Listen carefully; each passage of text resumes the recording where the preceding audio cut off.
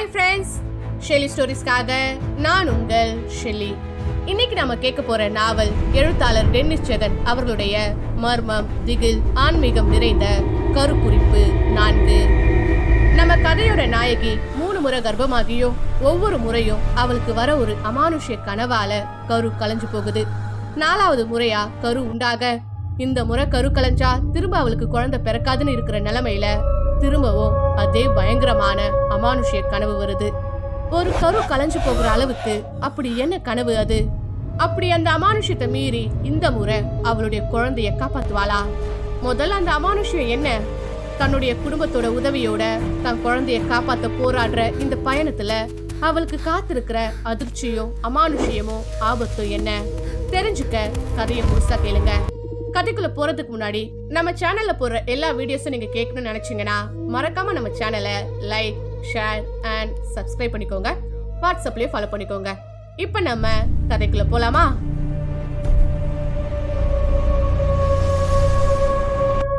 சண்டிகர் பகலில் ஒரு திட்டமிட்ட நகரம், ஆனால் இரவில் ஒரு திட்டமிடாத மாயை. சூரியன் மறைந்து பல மணி நேரங்கள் கடந்திருந்தாலும் நகரம் முழுவதும் ஒரு மென்மையான ஒளி சூழல் பரவி இருந்தது. அகன்ற சீராக அமைந்த சாலைகள் தெரு விளக்குகளின் ஒளியில் நீளமான தங்க பாய்மையாக மின்னின. இருபுறமும் வரிசையாக நின்ற அரச மரம் மற்றும் அசோகா மரங்களின் இலைகள் குளிர்காற்றில் மெதுவாக ஆடின. செக்டர் 43 உள்ள எலாண்டி ஐட்ஸ் குடியிருப்பு இரவு நேரத்தில் இன்னும் வேறொரு உலகம் போல தோன்றியது. அபார்ட்மெண்டின் ஒவ்வொரு ஜன்னலும் மங்கலான மஞ்சள் விளக்கில் ஒளிர்ந்தது. சில ஜன்னல்கள் மூடப்பட்டிருந்தன, சிலது திறந்திருந்தன. திறந்திருந்தவற்றில் இருந்து மெதுவான இசை, டிவி சத்தங்கள் வெளிப்பட்டன. தூரத்தில் சுக்னா ஏறி பிரசவித்த குளிர்ந்த காற்று அந்த பிரதேசத்தை மெதுவாக தழுவிக் கொண்டிருந்தது. 5வது மாடியில் இருந்த அந்த பிளாட்டில் மெலிர்ந்த நில ஒளி மட்டும் பால்கனி வழியாக ஊடுருவி இருந்தது. பால்கனியிலிருந்து பெட்ரூமுக்குள் நுழையும் வழியில் இருந்த திரைசீலைகள் காற்றில் மெதுவாக ஆடின. பால்கனியில் கட்டப்பட்டிருந்த விண்ட் சைன்ஸ் டிங் டிங் என காற்று வீசும் பொழுது ஒலி எழுப்பியது. பெட்டில் தூங்கிக் கொண்டிருந்த தானியா காட்டன் ஃப்ராக் நைட்டி அணிந்திருந்தாள். முகத்தில் தெரிந்த அமைதியும் நம்பிக்கையும் தான் அவளின் நிம்மதியான தூக்கத்திற்கு காரணம். 3வது மாத கர்ப்பம் தான் என்பதால் வயிறு ரொம்ப மேடிடவில்லை. 6 வருடங்களில் 4வது முறையாக இந்த கர்ப்பம். கடந்த 3 முறையும் அவளுக்கு கரு தங்கவில்லை. பார்ப்பதற்கு இந்தி நடிகை ராணி முகர்ஜி போல் தோற்றம்.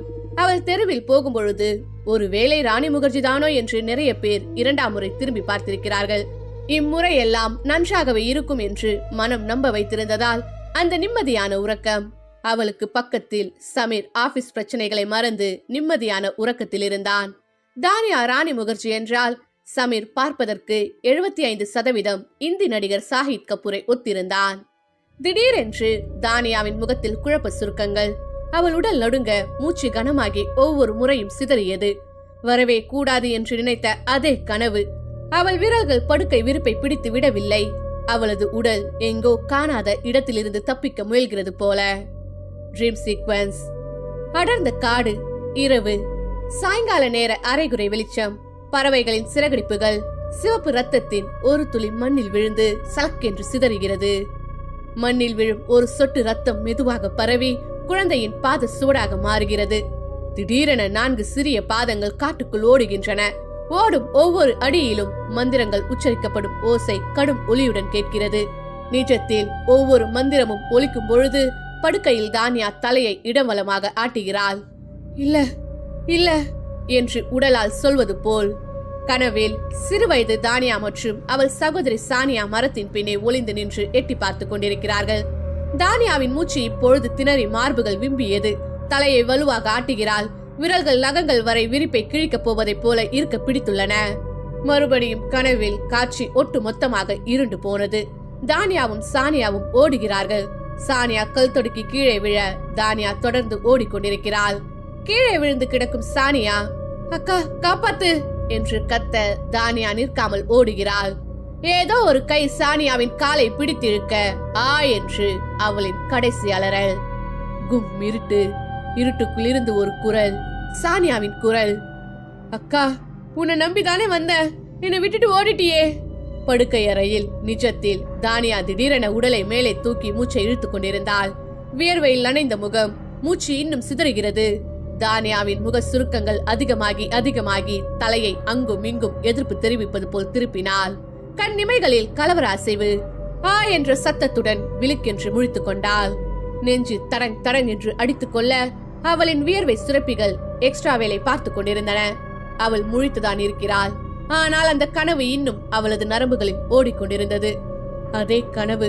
ஒவ்வொரு முறையும் ஒரு வாரத்தில் அவளின் கர்ப்பத்தை பறித்து சென்ற அந்த மர்ம கனவு. இல்ல இல்ல, உதடுகள் அசையாமல் தனக்குள் சொல்லிக் கொண்டன. 3 முறை, 3 உயிர்கள். 3 தடவையும் அதே மாதிரி கனவு வந்த அடுத்த ஒரு வாரத்திலேயே அவள் கர்ப்பம் கலைந்து போயிருந்தது. அவளின் கை வயிற்றின் மீது சென்றது. சிறிது நடுக்கத்துடன் தன் கருவை தேடுவது போல தடவி பார்த்தாள். உயிர் இருக்கிறதா என்று உறுதிப்படுத்திக் கொள்ளும் முயற்சியில் துடித்தாள். கண்கள் ஈரமாகின. பக்கத்தில் தூங்கிக் கொண்டிருந்த சமீரை உலுக்கினாள்.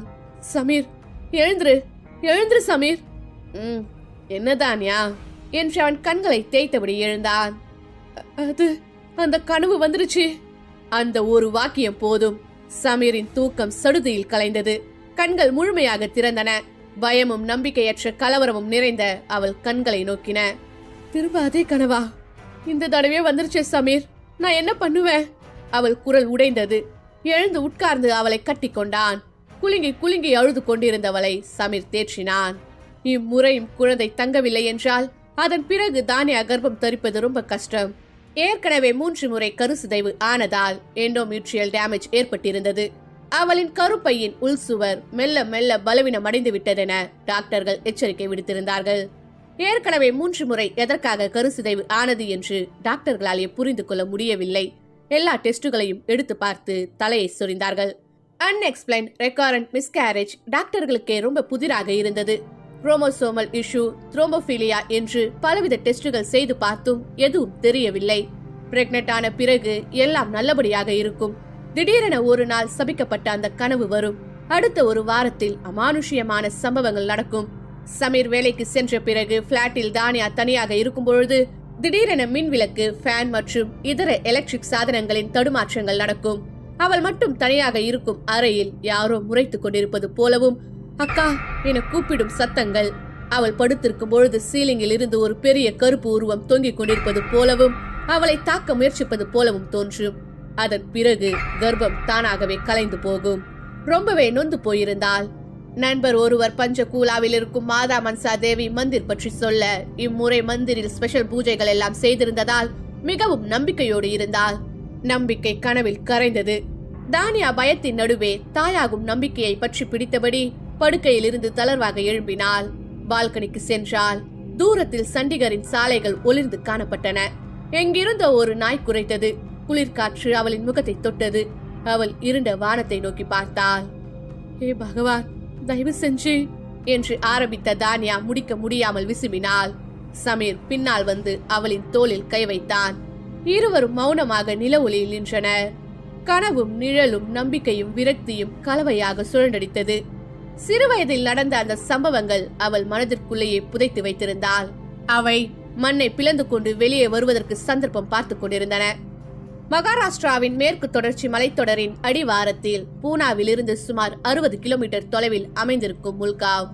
சிறுவயதில் ஏற்பட்ட துயர சம்பவங்களுக்கு பிறகு டெல்லியில் சண்டிகரில் தான் அவளின் வாழ்க்கை. கிராமத்தின் பக்கம் போகவே இல்லை. அவள் அப்பா காலப்போக்கில் இறந்து போய்விட அவள் அம்மா கடைசி காலத்தில் சண்டிகரில் தானியாவுடன் தான் வந்து தங்கியிருந்தாள். 2 வருடத்திற்கு முன்னால் அவளும் தவறிவிட்டாள். கடைசி காரியங்கள் சண்டிகரில் தான் முடிந்தது. மகாராஷ்டிராவில் இருக்கும் வீட்டை பூட்டியே போட்டிருந்தார்கள். சமீர் ஏதேதோ யோசித்துக் கொண்டிருந்தான். என்ன செய்வதென்று அவனுக்கும் தெரியவில்லை. ஆனால் ஒரு விஷயம் தெளிவாக தெரிந்தது. எதுவுமே பிரச்சனை இல்லை என்றாலும் இவளின் பயம் காரணமாகவே இந்த முறையும் அபாஷன் ஆகிவிடும். என்ன செய்யலாம்? அவளின் சிறுவயதில் நடந்த சம்பவங்கள் அவனுக்கும் ஓரளவுக்கு தெரியும். ஒருவேளை அந்த பாஸ்ட் டிராமா தான் காரணமாக இருக்குமோ? இந்த சந்தேகம் போன முறையும் வந்ததால் 2 வெவ்வேறு மனநல மருத்துவர்களிடம் அவளை கவுன்சிலிங் கூட்டி சென்றான். ஒரு சில சிட்டிங்களுக்கு பிறகு 2 பேரும் சொன்ன ஒரே விஷயம் இதுதான். இயற்கையாக 3 முறை கர்ப்பம் தானாகவே கலைந்து போகும் அளவுக்கு ஸ்ட்ரெஸ்ஸோ டிப்ரெஷனோ வேறு எதுவுமே காரணம் இல்லை. உடல் ரீதியாகவும் எந்த காரணமும் இல்லை. மன ரீதியாகவும் எந்த காரணமும் இல்லை. பிறகு எப்படிதான் நடக்கிறது என்று தெரியவும் இல்லை. சமீர் என்னதான் பூஜைகள் பண்ணினாலும் நீ இன்னும் பழசே நினைச்சுக்கிட்டு இருக்க. அதனாலதான் உனக்கு கனவுகள் வருது. உன் தங்கச்சி சாவுல உன்னோட தவறு எதுவுமே கிடையாது. சின்ன பசங்களுக்கு பெரிய ரெஸ்பான்சிபிலிட்டி எதுவுமே இருக்காது. ஆபத்து சமயத்துல தப்பிச்சு ஓடதான் பாப்போம். அதனால உன் தங்கச்சி தான் இன்னும் பழி வாங்கிட்டு இருக்கான்னு சொல்றதை என்னால நம்பவே முடியல. தானியா நீர் தழும்பும் கண்களுடன் அவனை திரும்பி பார்த்து, நோ சமீர், என் தங்கைக்கும் எனக்கும் கிட்டத்தட்ட 8 வருஷம் வித்தியாசம். நான் அவளுக்கு அம்மா மாதிரி. நான் அவளை காப்பாத்தி இருக்கணும். ஆனா பயத்துல விட்டுட்டு ஓடிட்டேன். எனக்கு நல்லா தெரியும், எப்பெல்லாம் இந்த கனவு வருதோ அடுத்த ஒரு வாரம் என்ன அவ சுத்தி சுத்தி வர்றா, என்ன கூப்பிடுறா, என்ன தாக்க முயற்சி பண்றா. அதுக்கு பிறகுதான் அபாஷன் ஆகுது. இதுக்கு எல்லாவதான் நிச்சயமா காரணம். நான் தப்பு பண்ணிட்டேன், உண்மைதான். அதுக்காக நான் வருத்தப்படாத நாளே இல்ல. இன்னும் என்ன தண்டிச்சுட்டே இருக்கணுமா? என்னால தாங்கிக்கவே முடியல. அவன் நெஞ்சில் சாய்ந்து குமுறி குமுறி அழுதாள். சமீர் அதற்குள் ஒரு முடிவு எடுத்திருந்தான். ஓகே, இனிமே வேற வழி இல்ல. இப்படியே இருந்தா இந்த முறையும் நமக்கு இந்த குழந்தை இல்ல. இன்னும் ஒரே ஒரு பூஜை மட்டும் தான் பண்ண வேண்டியது பாக்கி இருக்கு. புண்ணியாஸ்மரண சாந்தி பூஜை, ரொம்ப சக்தி வாய்ந்த பூஜை. அதை செஞ்சா உனக்கு பாவ முக்தி சங்கல்பாவும் உன் தங்கைக்கு மோக்ஷதீப் சன்ஸ்காரும் கிடைக்கும். அதுக்கு பிறகு உன் தங்கையினால எந்த பிரச்சனையும் இருக்காது. என்ன சொல்ற? தானியா அவசரமாக கண்ணீரை துடைத்துக் கொண்டு அவனை ஏறிட்டாள். அப்படியே இவ்வளவு நாளா செய்யல, முதலே செஞ்சிருக்கலாமே. போன முறை பஞ்ச்கூலாவில் பூஜை செய்யும் போதுதான் சாமியார் என்கிட்ட சொன்னாரு. ஆனா அதுல ஒரு சின்ன பிரச்சனை இருக்கு. என்ன பிரச்சனை? அந்த பூஜைய அந்த நபருக்கு மரணம் சம்பவிச்ச இடத்துலதான் பண்ண முடியுமா? அதாவது உன் சொந்த ஊர்ல தான் அதை பண்ண முடியும். அதனாலதான் இவ்வளவு நாள் சொல்லல. தானியாவிற்கு அதிர்ச்சி. அங்க மட்டும்தான் அந்த பூஜை பண்ண முடியுமா? ஆமா, அப்பதான் அந்த பூஜையோட உண்மையான பலன் கிடைக்கும்னு சாமியார் சொன்னார். தானியாவுக்கு முகத்தில் இருந்த துக்கத்தின் வெளிப்பாடுகள் கரைந்து போய் திகில் சூழ்ந்தது. உதடுகள் மெதுவாக நடுங்கின. அந்த வார்த்தைகள் காதுக்குள் விழுந்தவுடன் ஏதோ பல ஆண்டுகளாக மூடியிருந்த கதவு திடீரென்று திறந்து அவள் தவிர்க்க முயன்ற அனைத்து நினைவுகளும் வெள்ளம் போல் அதிகமாக பாய்ந்தது. ஊரை விட்டு வந்த பிறகு அவள் அங்கே போகவே இல்லை. எவ்வளவு வருடங்களாக அந்த மண்ணை மறக்க முயன்றிருந்தாள். இப்பொழுது அந்த மண்ணில் தான் மீண்டும் காலடி வைக்க வேண்டும் என்று சொல்கிறானே, போய்தான் ஆகணுமா? தடுமாறிய குரலில் கேட்டாள். நீதான் இறுதி முடிவை சொல்லணும் என்று சொல்லிவிட்டு சமீர் அவளிடம் இருந்து விலகி தூக்கம் கலைந்து போனதால் ஒரு பெக் போடுவதற்காக பெட்ரூமுக்குள் நுழைந்தான். சமீரின் வார்த்தைகள் அவள் மனதில் வேர் பிடிக்க துவங்கின. 2 நாட்களுக்கு பிறகு புனே விமான நிலையம், காலை 10:20. புனே ஏர்போர்ட்டில் இருந்து வெளியே வந்த தானியா மற்றும் சமீர் முல்காவனுக்கு செல்வதற்காக டாக்ஸி புக் பண்ணி கொண்டு கிளம்பினார்கள். தானியா விண்டோ வழியாக வெளியே பார்த்து கொண்டே வந்தாள். காட்சிகளை ரசிக்கும் மனநிலையில் அவள் இல்லை என்றாலும் ஒரு மாறுதல் தேவைப்பட்டது. நகர இரைச்சல்களை தாண்டி ரொம்ப தூரம் சென்ற பிறகு சாலை ஓரங்களில் நீளமான சறுக்கு மர வரிசைகள், மலைகளின் நிழல், சிறிய கிராமங்கள், பழைய பஸ் ஸ்டாப்புகள், நீண்ட வயல்வெளிகள், கோவில் மணியோசைகள் ஒவ்வொன்றும் தானியாவை அவள் கழட்டிவிட முயன்ற கடந்த கால நினைவுகளுக்குள் இழுத்து சென்றன. நான் திரும்பவும் அந்த மண்ணில் காலடி வைக்க போறேன்றத நம்பவே முடியல. சமீர் அவள் மீது பரிதாப பார்வை வீசினான். ரொம்ப யோசிச்சு குழப்பிக்காத, ஃப்ரீயா விடு. இந்த ட்ரிப் உனக்கு நல்லபடியா அமையும். அவளுக்கு ஆறுதல் தரும் விதத்தில் பேசினான். திருமணமாகி 8 வருடங்கள் ஆகிவிட்டதால் வழக்கமான கணவன் மனைவி போல் ரொம்ப பேசிக்கொள்வதில்லை. அவர்கள் ரிலேஷன்ஷிப்பில் ரொமான்ஸ் எல்லாம் காலாவதியாகிவிட்டது. IT company, European clients, tension மிகுந்த வேலை. ஆனால் இப்பொழுது பேச வேண்டிய சந்தர்ப்பம், அதுவும் ஆறுதலாக பேச வேண்டிய சந்தர்ப்பம். முல்காவ் கிராமம். தானியா பிறந்து வளர்ந்த சிறிய அமைதியான கிராமம். கங்காரு தன் குட்டியை அரவணைத்திருப்பது போல் மலைகள் சுற்றி வளைத்து அரவணைத்திருக்கும் இடம். காலம் மெதுவாக நகரும் பிரதேசம். மலையடிவாரத்தில் இருந்து ஓடும் சிறு சிறு ஓடைகள் கிராமத்தின் வழியே வளைந்து வளைந்து ஹிப்ஹாப் டான்ஸ் ஆடி செல்வது அழகோ அழகு. சாலைகளின் இருபுறமும் அடர்ந்த மரங்கள், வயல்கள், மஞ்சள் மலர்கள் தூவப்பட்ட மண் பாதைகள் எல்லாம் சேர்ந்து இயற்கையின் ஒரு பெரிய ஓவியம் போல பரவி இருக்கும். குளிர்ந்த தென்றல் காற்று மலைகளில் இருந்து வாக்கிங் கிளம்பி வந்து கிராமத்தின் ஒவ்வொரு மூலையையும் தழுவியபடி சுத்தும். வயல்களில் இருந்து வரும் பசுக்களின் கழுத்துமணி சத்தம், கோவிலின் மணியோசை, குழந்தைகளின் சிரிப்பு, எங்கிருந்தோ கேட்கும் டோல்கி இசைக்கருவியின் சத்தம் அனைத்தும் கலந்து ஒரு இயற்கை சங்கீதத்தை உருவாக்கும். முல்கானின் வீடுகள் பெரும்பாலும் சிவப்பு மண் மற்றும் கல் கொண்டு கட்டப்பட்ட குடிசைகள். கடந்த 10 வருடங்களில் நிறைய சிமெண்ட் வீடுகள் முளைத்திருந்தன. கூரைகளில் உலர்த்தப்பட்ட தானியங்கள், மரத்தடியில் இலைப்பாரும் வெண்கல குடங்கள், ஜன்னல் கம்பிகளை பற்றி கொண்ட செடி கொடிகள் எல்லாம் பழமையான கிராம வாழ்க்கையின் சுவடுகளை சொல்லும். கிராமத்தின் மாமாவின் வீட்டு வாசலை அடைந்ததும் கார் நின்றது. வாசலிலே நின்றிருந்த தாய் மாமா தாமோதர் முகம் முழுவதும் புன்னகையுடன் அவர்களை வரவேற்றார். லெக்கி, எவ்வளவு நாள் கழிச்சு பாக்குறேன், ரொம்ப குஷியா இருக்கு என்று சொல்லி அவளது கைகளை இரு கரங்களாலும் பிடித்து கூட்டி சென்றார். அத்தை பத்மாவதியும் வாசலிலேயே காத்திருந்தாள். அவள் முகத்தில் ஆண்டுகள் கடந்த பாசம் கசிந்தது. மயிலக்கி என்று ஆதரவாக கனிவாக பாசமாக அவள் கன்னத்தை தாங்கிக் கொண்டாள். மயிலேக்கி என்றால் மராத்தியில் செல்ல மகளே என்று அர்த்தம். தாய்மை உணர்வோடு அவள் தானியாவின் வயிற்றில் கை வைக்க, தானியாவோ அத்தை என்று பாசத்தோடு கட்டி கொண்டாள். காரணமே இல்லாமல் இருவரும் சிறிது நேரம் குலுங்கி குலுங்கி அழுதார்கள். அவர்களின் மகன் சூரஜ் சிறுவயதில் தானியாவுடன் விளையாடிய அதே உறவோடு நலம் விசாரித்தான். தீதி, எப்படி இருக்க? சமீர் மாமா, உங்க ஜர்னி ஓகே தானே? மாய், சென்டிமெண்ட் சீன் போதோ, தீதியை உள்ள கூட்டிட்டு போ. தானியா அவனுக்கு முறை பெண் தான் என்றாலும் வயதில் மூத்தவள் என்பதால் சின்ன வயதில் இருந்தே அக்கா என்று கூப்பிட்டுதான் அவனுக்கு பழக்கம். அனைவரும் சிரித்தபடி வீட்டிற்குள் நுழைந்தார்கள். பரஸ்பர நல விசாரிப்புகள் முடிந்ததும் தாமோதர் மாமா, சாப்பாடு நேரம் ஆயிடுச்சு, கை கால் கழுவிட்டு வாங்க, சாப்பிட்டுக்கிட்டே பேசுவோம். பத்மாவதி அத்தை, இத்தனை வருஷத்துக்கு பிறகு நீ வரேன்னு கேட்டதும் எவ்வளவு சந்தோஷப்பட்டோம் தெரியுமா? இன்னைக்கு உனக்காக ஸ்பெஷல் மராட்டி சாப்பாடு பண்ண என்று சொல்லி அன்போடு அவளை கையை பிடித்து அழைத்து சமையல் கட்டுக்குள் சென்றாள். பெண்கள் தனியாக போவதே ரகசியம் பேசுவதற்காக தானே. சூடு இன்னும் குறையாத புறன் போலியின் இனிப்பு சமையல் அறையை நிரப்பியிருந்தது. அதோடு சேர்ந்து பேசன் திண்டி என்கிற சிற்றுண்டி, பாட்டி பொடி என்று அழைக்கப்படும் காரமான உருளைக்கிழங்கு கறி, பூரி, ஆலு பாஜி, பைங்கன் பார்த்தா, மட்டன் உசல், வாரண பார்த்தா, துவரம்பருப்பு சாதத்துடன் நெய் ஜீரக ரைஸ் என பெரிய விருந்து. இது போக தழை பூட்டிய கஜார் கஹாலுவா டெசர்ட்டாகவும் குளிர்ந்த மசாலா தக்தாவும் அதாவது பட்டர் மோர் பரிமாறப்பட்டது. தரையில் உட்கார்ந்து அனைவரும் சாப்பிட்டார்கள். சமையலறையிலிருந்து புதிய நெய் மற்றும் சீரகம் வறுத்த மனம் வீச தானியாவுக்கு சிறு வயது நினைவுகள் தாளாட்டின. அத்தை, இதெல்லாம் கண்ணில் பார்த்து பல வருஷங்களாச்சு, அம்மா செஞ்ச மாதிரி இருக்கு என்று சொல்லும் பொழுது அவள் கண்கள் தழும்பியது. பத்மாவதி புன்முறுவலுடன், உன் அம்மா தான் இந்த ரெசிபியெல்லாம் எனக்கு கத்து கொடுத்தவங்க, இன்னைக்கு அவங்க நம்மளோட கூட இருப்பாங்கன்னு நினைச்சுக்கோ என்றாள். கேட்டுக்கொண்டிருந்த தாமோதர் கண்களிலும் நீர். தானியா ஒரு துண்டு புறன்போலியை வாயில் போட்டாள். இனிப்பு நாவை நிரப்பியது. அந்த சுவை அவளது மனதுக்குள் ஒளிந்திருந்த அம்மாவின் வாசனையை உயிரோட்டமாக்கியது. அவள் சிறிது நேரம் சாப்பாட்டை மறந்து சுற்றி நோக்கினாள். சுவரில் பழைய குடும்ப புகைப்படங்கள், மாடியில் தொங்கிய மரமணி, சமையலறையில் சுழன்றாடும் அத்தை எல்லாம் அவளுக்கு வீடு என்ற உணர்வை கொடுத்தன. அபார்ட்மெண்ட் வாசிகள் என்னதான் சொந்த பிளாட்டில் இருந்தாலும் சொந்த ஊரில் இருக்கும் வீடுகள் போல வராது. மதிய உணவு முடிந்த பின் மாமா தாமோதர் சொன்னார், உங்க அப்பா அம்மா போன பிறகும் நாங்களே அந்த வீட்டை ரெகுலரா மெயின்டைன் பண்ணிட்டு வரோம். எல்லாம் பழைய மாதிரி தான் இருக்கு.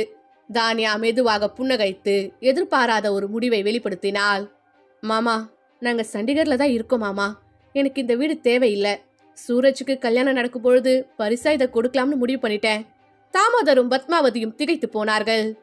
என்னம்மா இப்படி பேசுற? உங்க அப்பா கட்டிய வீடு உன் உரிமை, அதை நாங்க எப்படி வாங்கிக்கிறது? பத்மாவதி உடனே மறுத்தாள். தானியா மென்மையான குரலில், இல்ல அத்தை, என் வாழ்க்கையில இப்ப முக்கியமானது இந்த பூஜை தான். குழந்தை வேணும்னு தான் ஊருக்கே நான் வந்தேன். வீடு, நிலம், சொத்து எதுவுமே எனக்கு முக்கியம் இல்ல. சூரஜ் என்னோட வீட்டுல செட்டில் ஆகட்டும், அதுதான் எனக்கு சந்தோஷம். என் தம்பிக்கு செய்யாம யாருக்கு செய்ய போறேன்? தாமோதர் நெகிழ்ச்சியில் நனைந்திருந்தார். உன் அப்பா இருந்தா ரொம்ப பெருமைப்படுவார். தானியாலேக்கி, உன் மனசு அப்படியே உங்க அப்பா மாதிரி. அக்கா, நீங்க சொல்றதுக்காக வீட்டுல நான் இருக்கேன். ஆனா அது உங்க வீடுதான், என் வீடு இல்ல. தானியா சந்தோஷமாக புன்னகைத்தாள். சூரஜ் மற்றும் பத்மாவதியிடம் அந்த பழைய சம்பவத்தை பற்றி பேச வேண்டாம் என்று தாமோதர் ஏற்கனவே சொல்லி இருந்ததால் யாருமே அதை பற்றி பேசிக் கொள்ளவில்லை. ஆனால் சமீரை தனியாக கூப்பிட்டு சொல்லிவிட வேண்டும் என்று நினைத்திருந்தார். மதிய உணவு முடிந்ததும் ஹாலில் அமர்ந்து சிறிது நேரம் அளவலாவிக் கொண்டிருந்தார்கள். பின்னர் தாமோதர் மெதுவாக எழுந்து, வா தானியா, உங்க வீட்டுக்கு போய் பார்த்துலாம், ரொம்ப நாள் கழிச்சு பார்க்க போற என்றார். பத்மாவதியை தவிர மீதி நால்வரும் வீட்டை விட்டு வெளியே வந்தனர். சிறிய தெருவின் இருபுறமும் செம்பருத்தி, துளசி, ஜெண்டு செடிகள் மலர்ந்து மனம் வீசின. ஊர்க்காரர்கள் வந்து அவளை எட்டி பார்த்தார்கள். அவளுக்கு யாரையும் சரியாக ஞாபகம் இல்லை. ஒரு சிலர் நலம் விசாரித்தார்கள். யார் என்று ஞாபகம் இல்லாததால் தானியா தர்ம சங்கடமாக சிரிக்க அவள் சார்பாக தாமோதர் பதிலளித்து சமாளித்தார். மாடுகள் சோம்பலாக வீடு திரும்பி வந்தன. தூரத்தில் கோவிலில் இருந்து துட்பா ஊதல் ஒலித்தது. 2 நிமிட நடையில் அடுத்த தெருவின் முடிவில் தானியாவின் சொந்த வீடு தென்பட்டது. அது அழகான மிடில் கிளாஸ் மராத்தி பாணி வீடு. சுவர்கள் சிவப்பு லேட்டரைட் கல் மற்றும் சுண்ணாம்பு கலவையால் கட்டப்பட்டிருந்தன. கூரையில் பழமையான மண் டைல்கள் அடுக்கப்பட்டிருந்தன. மரத்தாலான ஜன்னல்கள், வளைந்த கதவு, நுழைவாயிலில் தொங்கும் பித்தளை மணி, எதிலும் பாரம்பரியத்தின் நிழல் இருந்தது. கதவுக்கு முன்னால் சிறிய துளசி ஒரு கல் மேடையில் நின்றது. அதன் அருகில் தானியா சிறுவயதில் விளையாடிய பழைய ஊஞ்சலை சுருட்டி மடக்கி வைத்திருந்தார்கள். வீட்டிற்குள் நுழைந்ததும் மையத்தில் சிறிய அங்கன், அதாவது திறந்த மாடம். அதை சுற்றி 4 அறைகள், ஒரு ஹால், ஒரு சிறிய சமையலறை, ஒரு படுக்கை அறை மற்றும் அவளது அப்பாவின் புத்தகங்கள் நிரம்பிய பழைய அலுவலக அறை. சுவர்கள் சற்று பழுப்பு நிறமாக மாறியிருந்தாலும் ஒவ்வொரு மூலையும் நினைவுகளின் வாசனையால் நிரம்பி இருந்தது. மரத்தாலான தாழ்வான கூரைகள், சுவற்றில் தொங்கிய பழைய குடும்ப புகைப்படங்கள், ஜன்னல் வழியாக உட்புகும் சூரிய ஒளி பழைய மாதிரியேதான் இருந்தது. நாங்க அடிக்கடி சுத்தம் பண்ணிக்கிட்டு வரோம் என்றார் தாமோதர். அவர் சொல்ல தேவையே இல்லை, பார்த்த உடனேயே தெரிந்தது. அக்கா, இங்க எவ்வளவு நாள் தங்குற மாதிரி பிளான்? அதற்கு சமீர், சண்டிகர் சாமியாரு அவருடைய நண்பரான பூனாவில இருக்கிற சிவங்கர் பிரசாந்த் சாமியார தொடர்பு கொண்டு இங்க அனுப்பி வைக்கிறதா சொன்னாரு. அவர் அநேகமா நாளைக்கு இல்லனா நாளைக்கு மறுநாள் வரலாம். வந்த அன்னைக்கு பூஜையை வச்சுக்கிட்டு அதுக்கு அடுத்த நாள் கிளம்புற மாதிரி ஒரு பிளான். எனக்கு ரொம்ப நாள் ஒர்க் ஃப்ரம் ஹோம் கொடுக்க மாட்டாங்க. நான் இந்த விஷயத்துக்காக 1 வாரம் மட்டும் கேட்டிருக்கேன். தானியா வீட்டை சுற்றி சுற்றி குழந்தை ஆர்வத்துடன் பார்த்து கொண்டிருக்க தாமோதர் சமீரிடம் தனியாக போய் பேசலாம் என்று கண்ணை காட்டினார். சூரஜிடம் தானியாவை பார்த்துக்க சொல்லி கண்ணை காட்டிவிட்டு இருவரும் வீட்டை விட்டு வெளியே ஓரங்கட்டினார்கள். வீட்டின் உள்ளே நடந்து சென்ற தானியா சுவரில் இருந்த பழைய போட்டோக்களை ஒன்றன் பின் ஒன்றாக பார்த்தாள். ஒவ்வொரு புகைப்படமும் ஒரு நினைவின் கதவாக இருந்தது. அவள் முதல் நாள் பள்ளிக்கு சென்ற படம், அப்பா சிரித்துக் கொண்டிருக்கும் படம், அம்மா சமையலறையில் நின்று கொண்டிருக்கும் படம், அனைத்தும் காலத்தின் பக்கங்களை கிழித்து காட்டியது. அவளுக்கு அருகில் சூரஜ் அமைதியாக நின்று கொண்டிருந்தான். அவள் நினைவுகளில் திடீரென ஏதோ பெருமூச்சு வந்தால் ஆறுதலாக அவள் தோளில் கை வைக்கும் தம்பியாக, நண்பனாக, துணையாக. அடுத்த போட்டோ பிரேமில் அவளும் சானியாவும் மாலை நேரத்தில் வீட்டின் முன் நின்று சிரித்துக் கொண்டிருக்கும் சிறுவயது புகைப்படம் இருந்தது. அதை பார்த்து கொண்டிருக்கும் பொழுது திடுக்கிட்டாள். தானியாவின் விரல்கள் மெதுவாக நடுங்க ஆரம்பித்தன.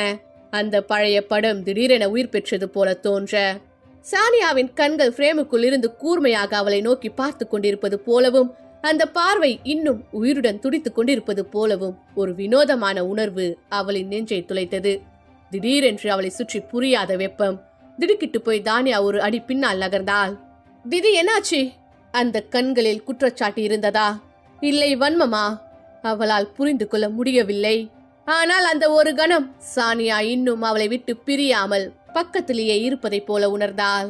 ஒண்ணுமில்ல சூரஜ், ஏதோ பழைய ஞாபகம் என்று சமாளித்து விட்டு ஹோம் டூரை தொடர்ந்தாள். சானியா போட்டோவை பார்க்கும் பொழுது தானியா ஜர்க்கானதை சூரஜ் கவனித்து வைத்துக் கொண்டு அவளுடன் நகர்ந்தான். அதே சமயம் சமீரை வெளியே கூட்டிக் கொண்டு வந்த தாமோதர் சில வினாடிகள் அமைதியாக நின்று பின்னர் பேச ஆரம்பித்தார். என்னமோ குழந்தைக்கு பூஜைன்னு சொல்றாளே, என்ன விஷயம்? தாமோதருக்கு கடந்த 3 முறையும் நடந்த அபாஷன் விஷயம் தெரியும். இப்பொழுது எதற்காக பூஜை விஷயமாக வந்திருக்கிறார்கள் என்கிற விஷயம் மட்டும்தான் தெரியாது. சமீர் நடந்த விஷயத்தை சுருக்கமாக விவரித்தான். சிறுவயதில் சானியாவுக்கு நடந்த சம்பவம் சமீருக்கு ஓரளவுக்கு தெரியும். இருந்தாலும் விளக்கமாக கேட்டான். தாமோதர் ஆழமாக ஒரு பெருமூச்சை வெளியிட்டு விட்டு பேசினார். இந்த சுற்று வட்டாரத்துல 6 கிராமங்கள். 13 வருஷத்துக்கு முன்னால 10-12 வயசு பெண் குழந்தைகள், வயசுக்கு கூட வராத பிள்ளைகள் காட்டுப்பகுதியில மயங்கி கிடந்தாங்க. தூக்கிட்டு வந்ததுதான் தெரிய வந்துச்சு, யாரோ அவங்கள வன்புணர்வு செஞ்சிருக்காங்க. சமீர் அதிர்ச்சியுடன், என்ன சொல்றீங்க மாமா? யாருன்னு தெரியலையா? ஊரே கொந்தளிச்சது. யாருன்னு கண்டுபிடிக்க முடியல. மயங்கி கிடந்த அந்த பிள்ளைகளுக்கே சரியா தெரியல. யாரோ விளையாடிக்கிட்டு இருக்கும் பொழுது பிள்ளைகளை வசியம் பண்ணி காட்டுக்கு கூட்டிட்டு போய் மயக்கத்துல இப்படி செய்யறாங்கன்னு ஊர் மக்கள் பேசிக்கிட்டு இருந்தாங்க. அப்போ இந்த ஊர்ல ருத்ர பிரதாப்னு ஒரு போஸ்ட்மேன் இருந்தான். எல்லார்கிட்டயும் நல்லா சிரிச்சு சிரிச்சு பேசுவான். யாருக்கும் அவன் மேல முதல்ல சந்தேகம் வரல. அப்படின்னா அவன் தானா? தாமோதர் தலையசைத்து, தானியாவுக்கு அப்ப 14 வயசு இருக்கும். சானியா அவளை விட 8 வயசு சின்ன பொண்ணு.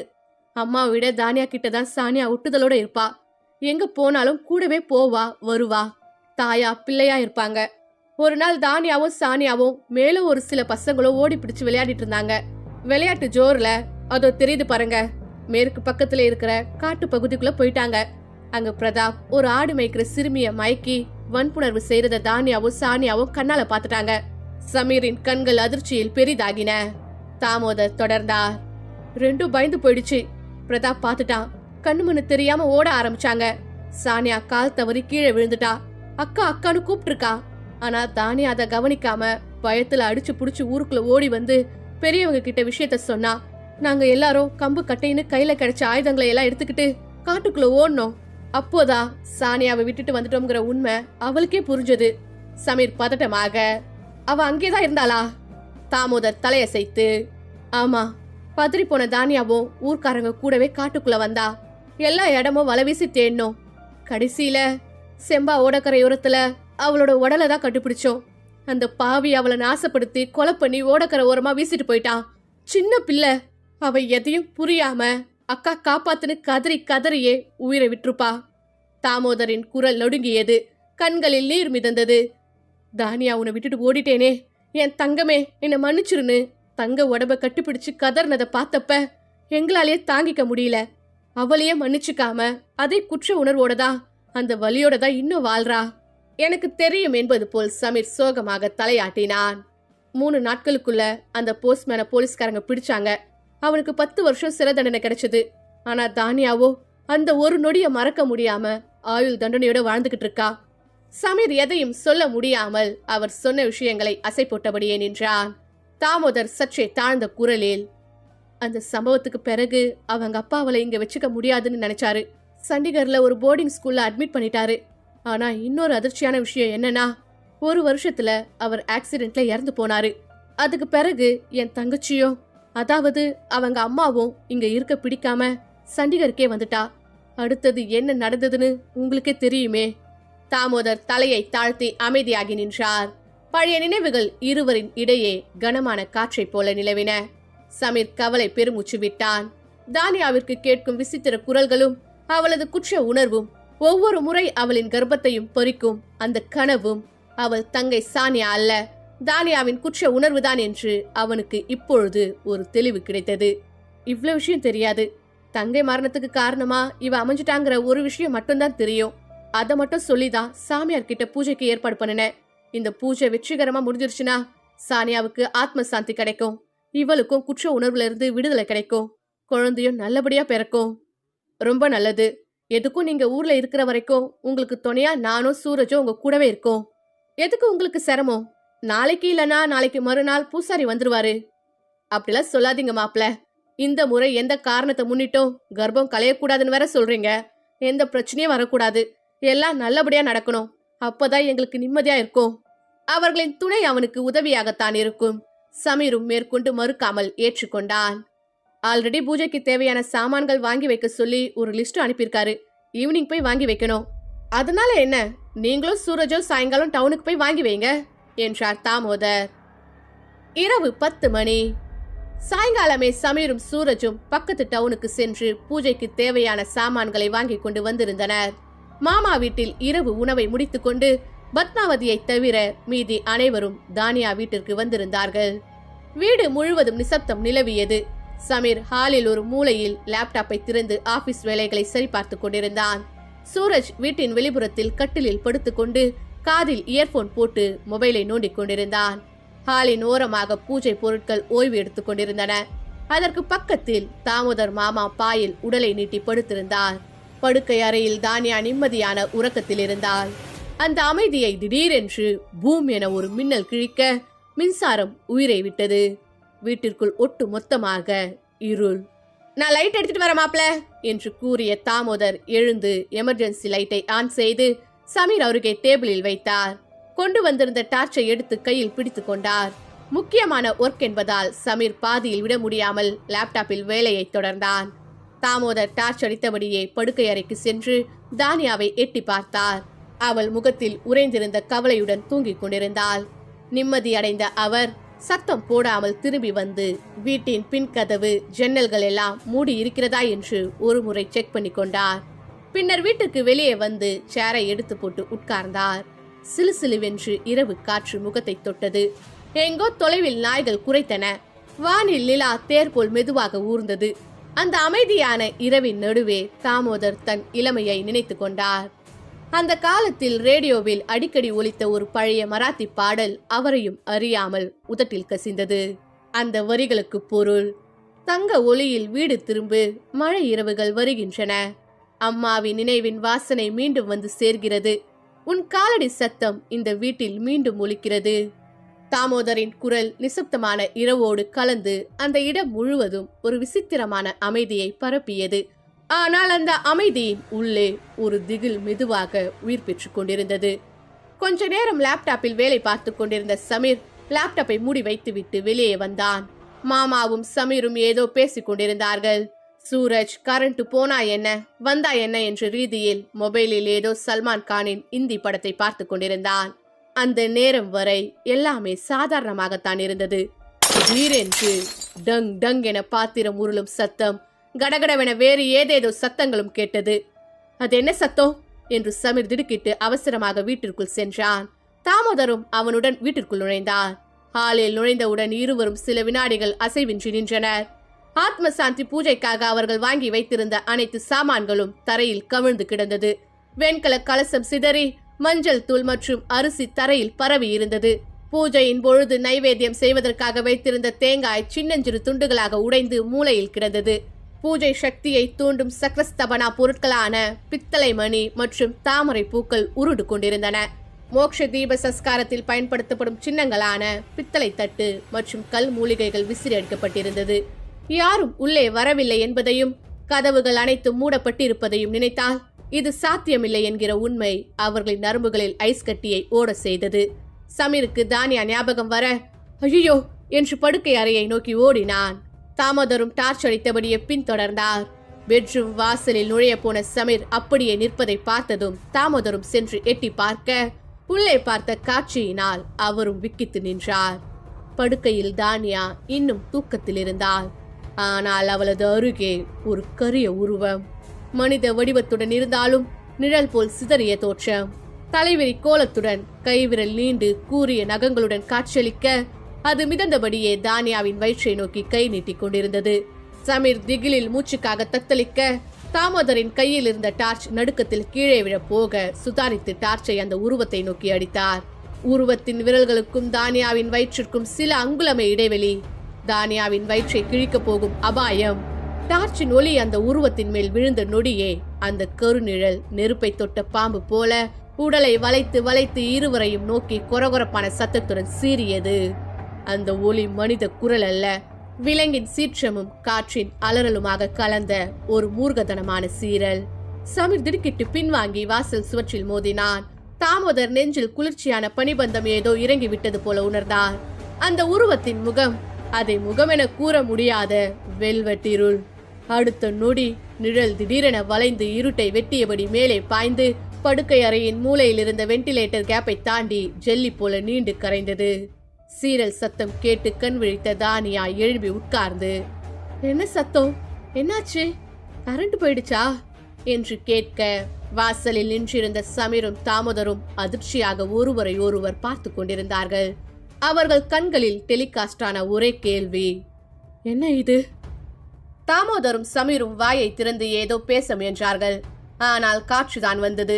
தானியா குழப்பத்துடன், என்னாச்சு என்று மீண்டும் கேட்டபொழுது தாமோதர் கண்களால், இப்போன்னு சொல்லாத என்று சைகை செய்தார். சமீர் புரிந்து கொண்டு, நத்திங் தானியா, கரண்ட் போயிடுச்சு, ஏதோ சத்தம் வந்த மாதிரி இருந்துச்சு, சும்மா வந்து பார்த்தோம் என்றான். தானியா இன்னும் அரை சந்தேகத்தோடும் அரை குழப்பத்தோடும் எழும்பி உட்கார்ந்து முடியை சுருட்டி கொண்டையாக்கி கொண்டாள். சமீர் கட்டிலில் தலையணையை சரி செய்து சாய்ந்து உட்கார வைத்து தண்ணீர் எடுத்து வந்து கொடுத்தான். தாமோதர் மெதுவாக அறையில் இருந்து வெளியே வந்து மொபைல் எடுத்து பத்மாவதிக்கு போன் செய்தார். பத்மா, நம்ம பூஜை அறையில அம்மன் ஆலயத்துல இருந்து கொண்டு வந்த விபூதி, அப்புறம் அந்த பழைய தாயத்து இருக்குல்ல, சூரஜ் இப்ப வருவான், அவன்கிட்ட கொடுத்தனுப்பு. ஏங்க, என்னாச்சு, ஏதாவது பிரச்சனையா என்று பத்மாவதி பதட்டமாக கேட்க, அதெல்லாம் ஒண்ணும் இல்ல, லேக்கியோட சேஃப்டிக்காக கட்டி விட்டுலாம்ல, அதுக்காக கேக்குறேன், அப்படியே கொஞ்சம் மஞ்சள் அரிசியும் கொடுத்து விடு. போன வருடம் அவர்களின் குலதெய்வ ஆலயத்தில் இருந்து கொண்டு வந்த பவித்ர ஆசீர்வாத விபூதியும் அவர்கள் பாட்டன் வழியில் வந்த பழைய தாயத்தை தான் கேட்கிறார். போனை கட் செய்ததும் சூரஜை வீட்டிற்கு அனுப்பிவிட்டு வாங்கி வர சொன்னார். அவன் கிளம்பியதும் வீட்டு வாசற்படியிலேயே யோசனையாக நின்றார். அது என்னவா இருக்கும்? பாக்குறதுக்கு சோர்தேவா பேய் மாதிரி தெரிஞ்சது. நம்ம ஊர்ல சோர்தேவா நடமாட்டம் இருக்குதா என்ன? மின்சாரம் திரும்பவில்லை. ரூமிற்குள் வைத்திருந்த எமர்ஜென்சி லைட் போக சமீர் சென்று ஆங்காங்கே விளக்கை ஏற்றிவிட்டு வந்திருந்தான். தானியா கலக்கமாக சமீரை பார்த்து கொண்டிருந்தாள். சமீர் கட்டிலின் அருகே அவளுக்கு பக்கத்தில் சேரை போட்டு அமர்ந்தான். தானியா மெதுவாக பேசத் தொடங்கினாள். குரல் நடுங்கிக் கொண்டிருந்தது. சமீர், சாயங்காலம் அந்த போட்டோவை பார்த்தப்ப நடுங்கி போயிட்டேன். அவளோட பார்வை என் மேலேயே பட்டு நின்னுச்சு. கண்ணை மூடிக்கிட்டேன். ஆனா அந்த பார்வை என்னை விட்டு இன்னும் போகல. ரொம்ப சூடா இருந்த மாதிரி இருக்கு. மூச்சே வாங்க முடியல. கொஞ்சம் ஜன்னலை திறந்து வைங்க. வேறு வழி இல்லை என்பதால் ஜன்னலை திறந்து விட்டான்.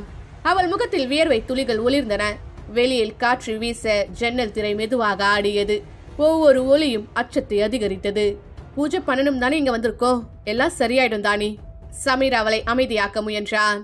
ஆனால் தானியா மறுப்பது போல் தலையசைத்தாள். அவள் குரல் உடைந்து போயிருந்தது. இல்லங்க, சண்டிகர்ல இருந்தப்ப வந்த பயத்தை விட இங்க வந்ததும் இன்னும் அதிகமா இருக்கு. சமீர் அவளை எப்படி தேற்றுவதென்று யோசித்துக் கொண்டிருந்தான்.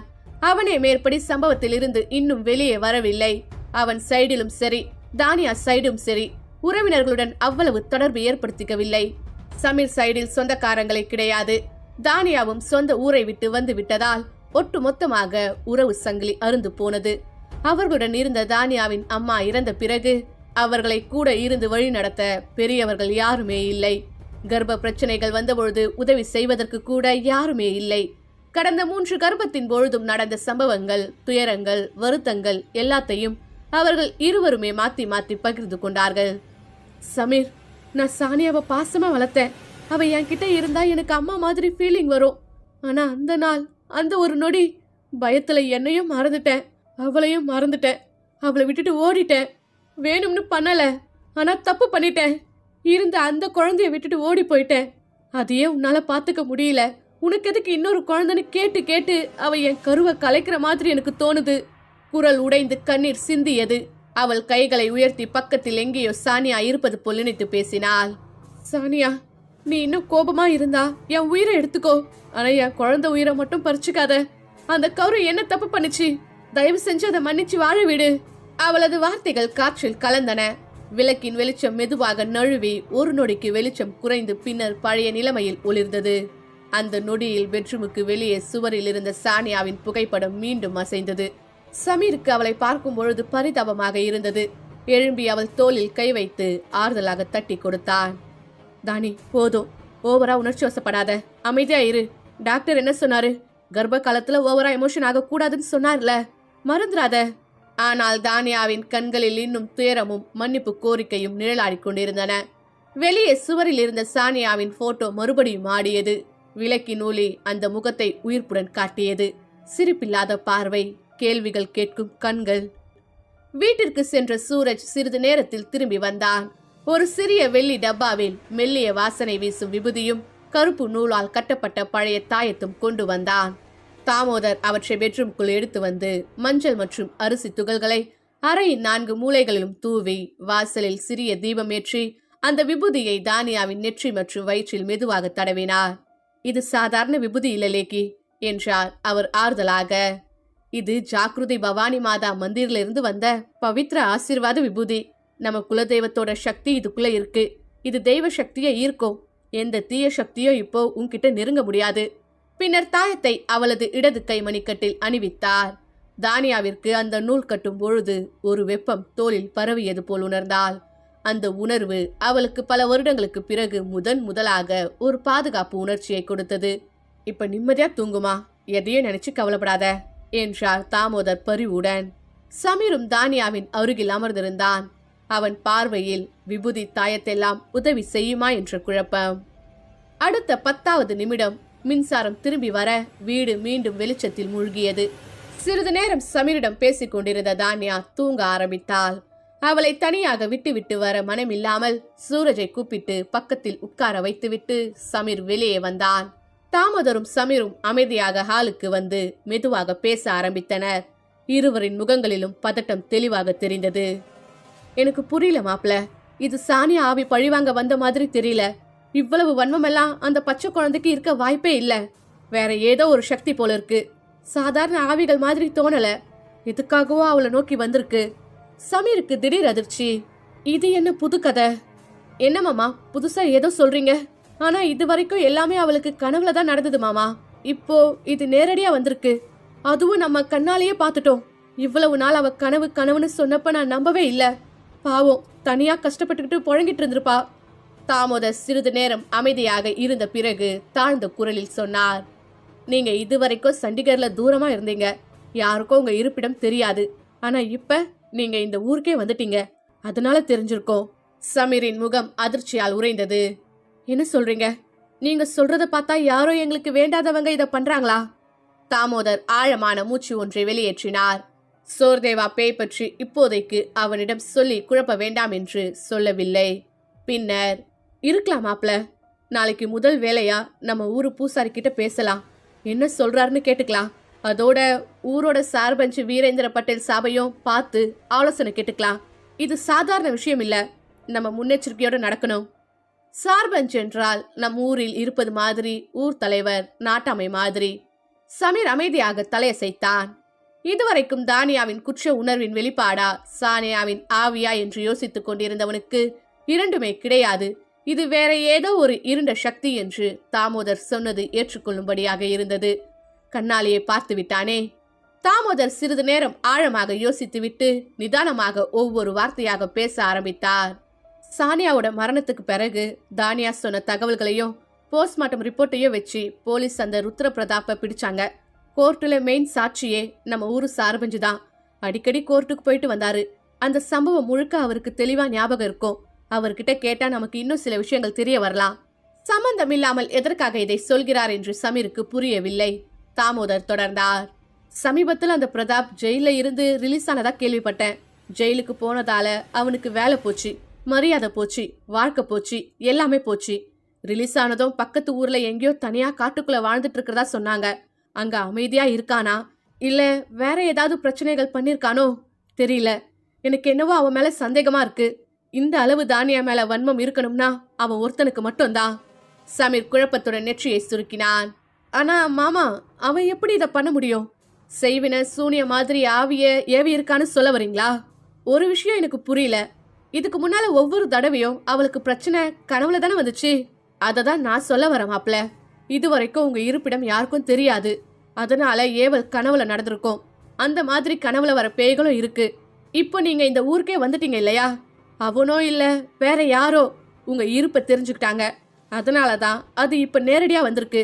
தானியா மேல இவ்வளவு வன்மத்தோட இருக்கிறதுக்கு அவனை தவிர வேற யாருக்கும் காரணமே இல்ல. தாயத்து விபூதி எல்லாம் பத்தாது, வேற ஏதாவது பண்ணியே ஆகணும். இல்லனா இதுவரைக்கும் வயிற்றுல இருந்த கருவுக்கு மட்டும்தான் ஆபத்தா இருந்துச்சு. இனிமே நேரடியா தானியாவுக்கும் ஆபத்து வரும். தாமோதரின் வார்த்தைகள் காற்றில் கனமாக தொங்கின. அவை வெறும் சந்தேகங்கள் மாதிரி இல்லை, எச்சரிக்கை மாதிரி ஒலித்தன. சமீர் திடுக்கிட்டு அவரை பார்த்தான். இதுவரை கனவு என்று நினைத்தது இனி நிஜமாக மாறப்போகிறது என்ற பயம் அவனது கண்களில் மின்னியது.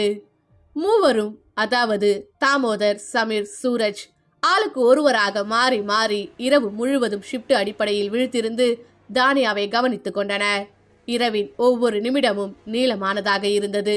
சில நேரங்களில் காற்றின் சலசலப்பு, சில நேரங்களில் நாய்களின் தூர குறைப்புகள் ஒவ்வொன்றும் அவர்களின் நரம்புகளில் நர்தனமாடியது. முல்காவின் கிழக்கில் சூரியன் மெதுவாக என்ட்ரி கொடுக்கும் பொழுது தாமோதர் வெளியே கட்டிலில் படுத்திருந்தார். ஆனால் சரியான தூக்கம் இல்லை. ராத்திரி முழுக்க யோசித்தது அவரது முகத்தை சோர்வடைய செய்திருந்தது. சூரஜை ஒரு வேலை விஷயமாக தாமோதர் காலையிலேயே அனுப்பியிருந்தார்.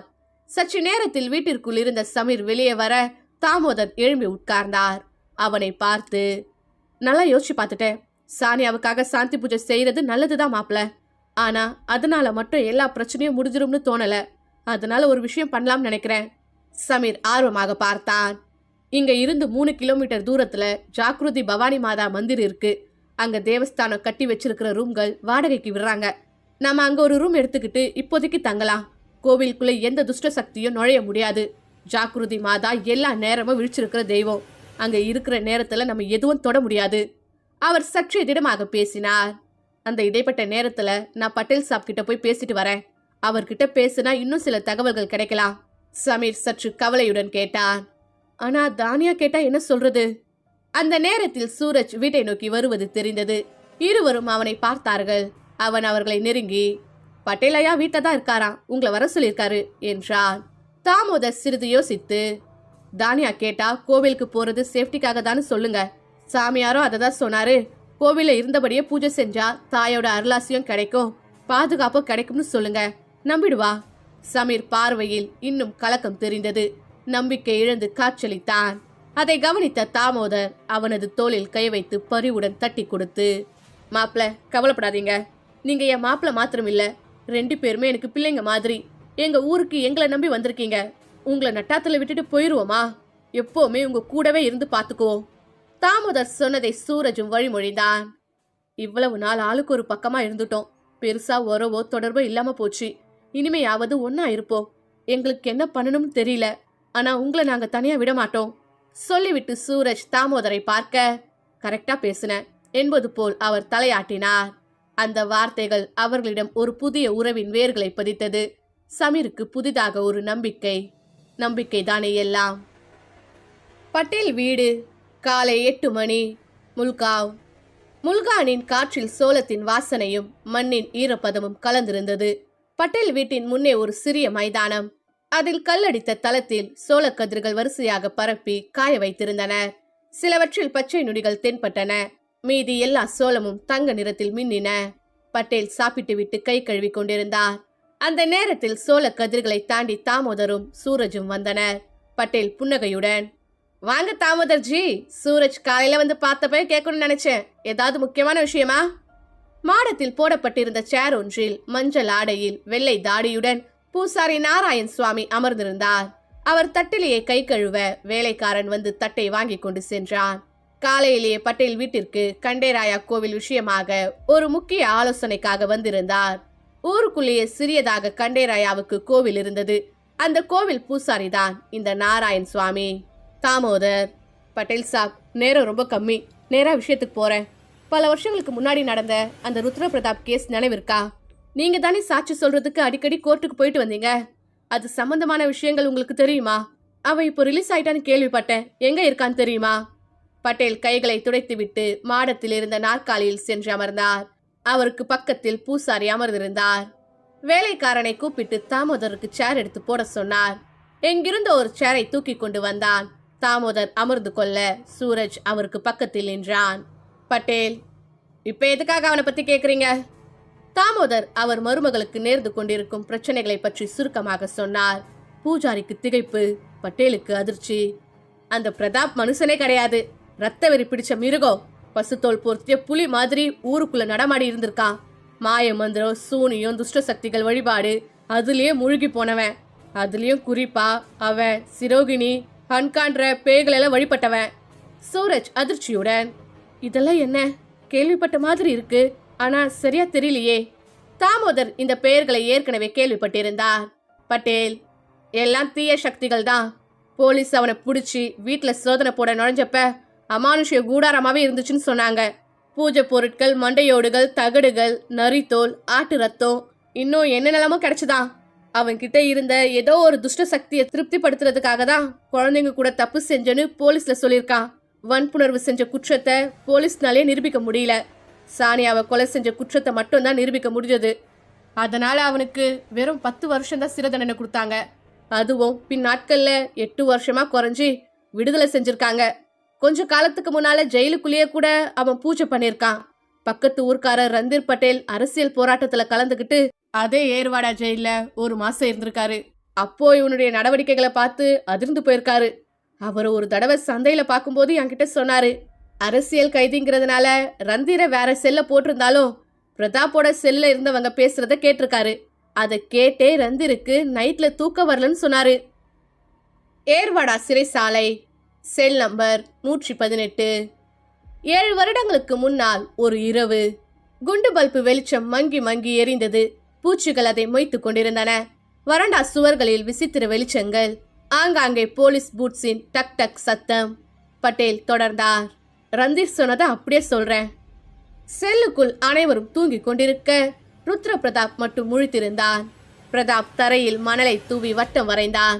வட்டம் ஒன்று கூட அவன் முகத்தில் கொடூர சிரிப்பு. மூச்சில் ஏதோ மந்திரம். பட்டேல், மந்திரம் கேட்டிருக்கு, கூட இருந்தவங்க மூச்சு பார்க்க விரும்பாம நமக்கு எதுக்கு வம்புன்னு தூங்கிட்டு இருந்திருக்காங்க.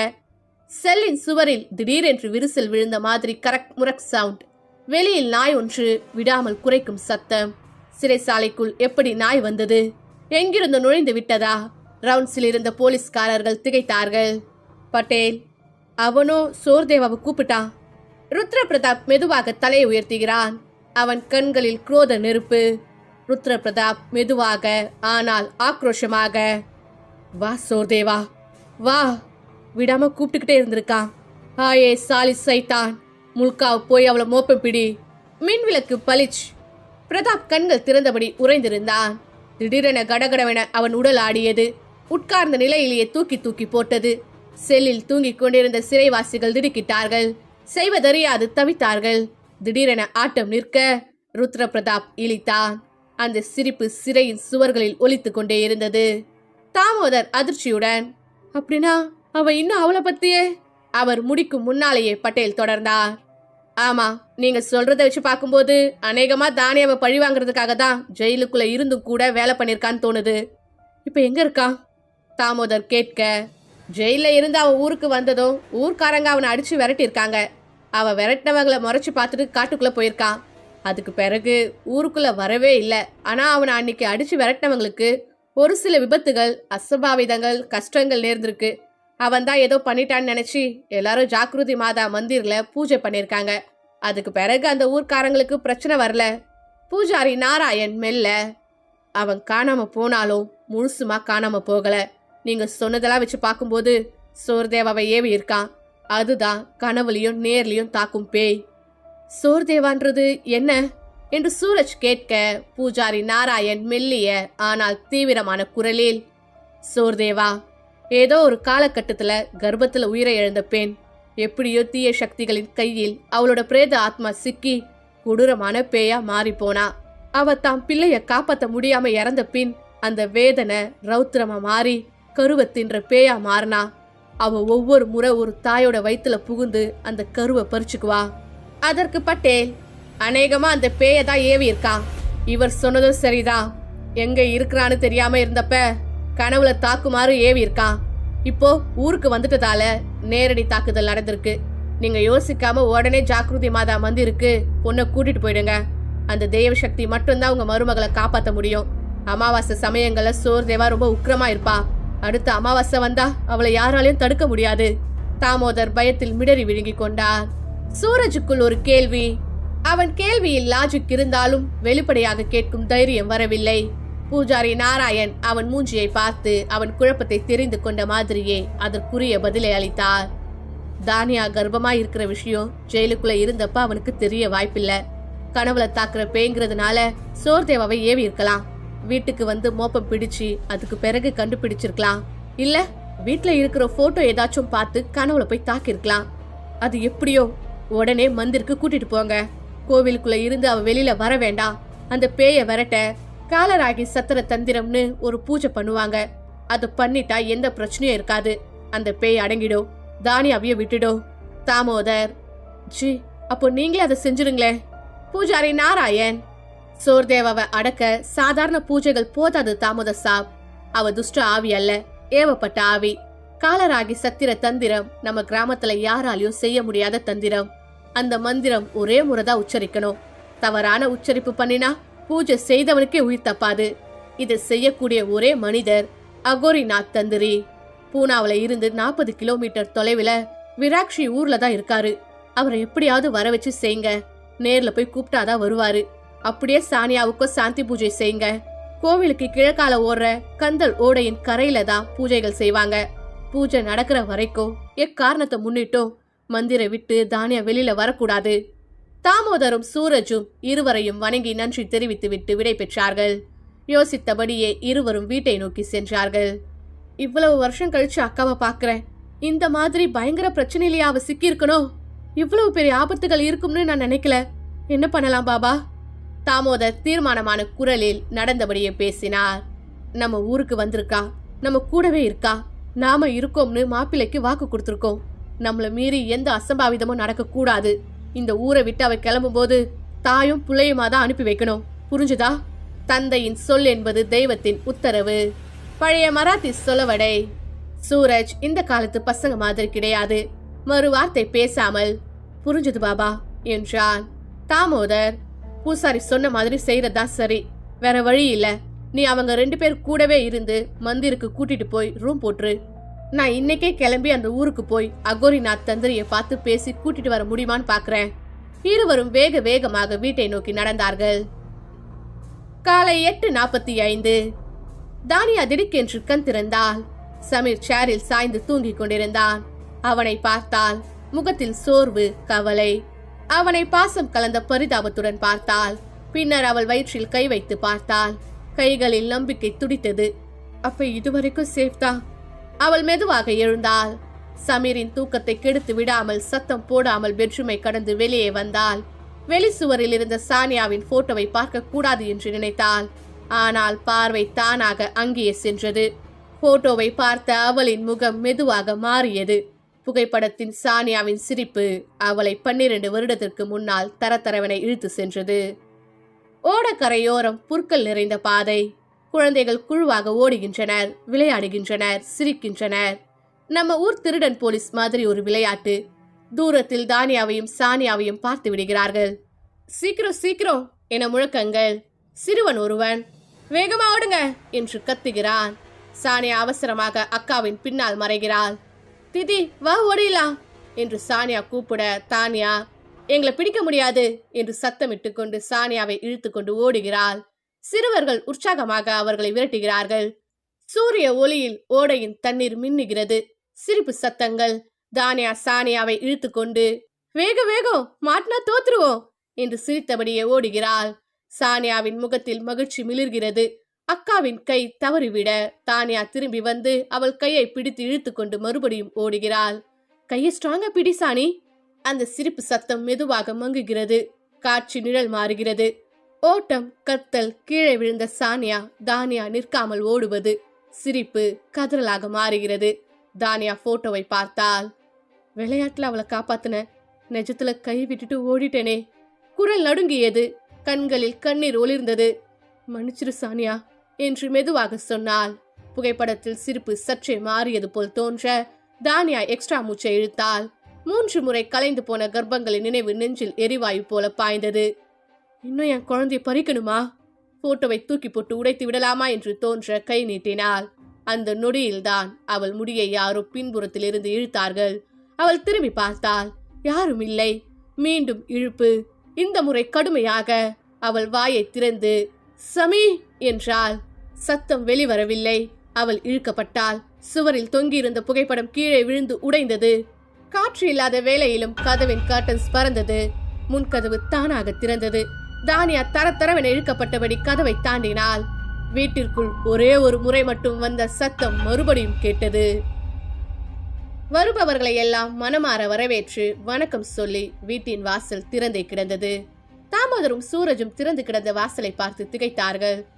நாம வெளியில போனப்ப சமீர் உள்பக்கமா கதவை பூட்டதானே செஞ்சாரு. தூங்கி எந்திரிச்சிருப்பாங்களா இருக்கும் என்றான் சூரஜ். இருவரும் உள்ளே நுழைந்தார்கள். சானியா போட்டோ கீழே விழுந்து உடைந்து கிடப்பதை பார்த்தார்கள். பதட்டம் தொற்றிக்கொண்டது. படுக்கை அறை வாசலில் தாமோதர் நின்றார். சமீர் சேரில் சாய்ந்து தூங்கிக் கொண்டிருந்தான். நிம்மதியான மூச்சு. ஆனால் படுக்கை காலி. தானியா பக்கத்து ரூமுக்கு எங்கேயாவது போயிருப்பாள் என்ற நம்பிக்கையில் தாமோதர் பெட்ரூம் வாசலிலே நின்று கூப்பிட்டார். சூரஜ் சத்தமாக அக்கா என்று கூப்பிட்டான். எங்கிருந்தும் பதில் இல்லை. சமீர் திடீரென்று விழித்தான். என்ன மாமா, என்னாச்சு? தானியா எங்க? சமீர் கையை முகத்தில் வைத்து தேய்த்து தலையை இடவளமென சாய்த்து கழுத்து எலும்பை கடக் கடக்கென்று ஒலிக்க செய்தான். காலியான படுக்கையை பார்த்தான். அவ இங்கதான் தூங்கிட்டு இருந்தா. பாத்ரூம் போயிருப்பான்னு நினைக்கிறேன். சூரஜ் பின்பக்கமாக சென்றான். பாத்ரூம் கதவு திறந்தே கிடக்க போன வேகத்திலேயே சூரஜ் திரும்பி வந்தான். அக்கா அங்க இல்ல. மூவரும் வீட்டிற்குள் ஆளுக்கு ஒரு பக்கமாக தேடினார்கள்.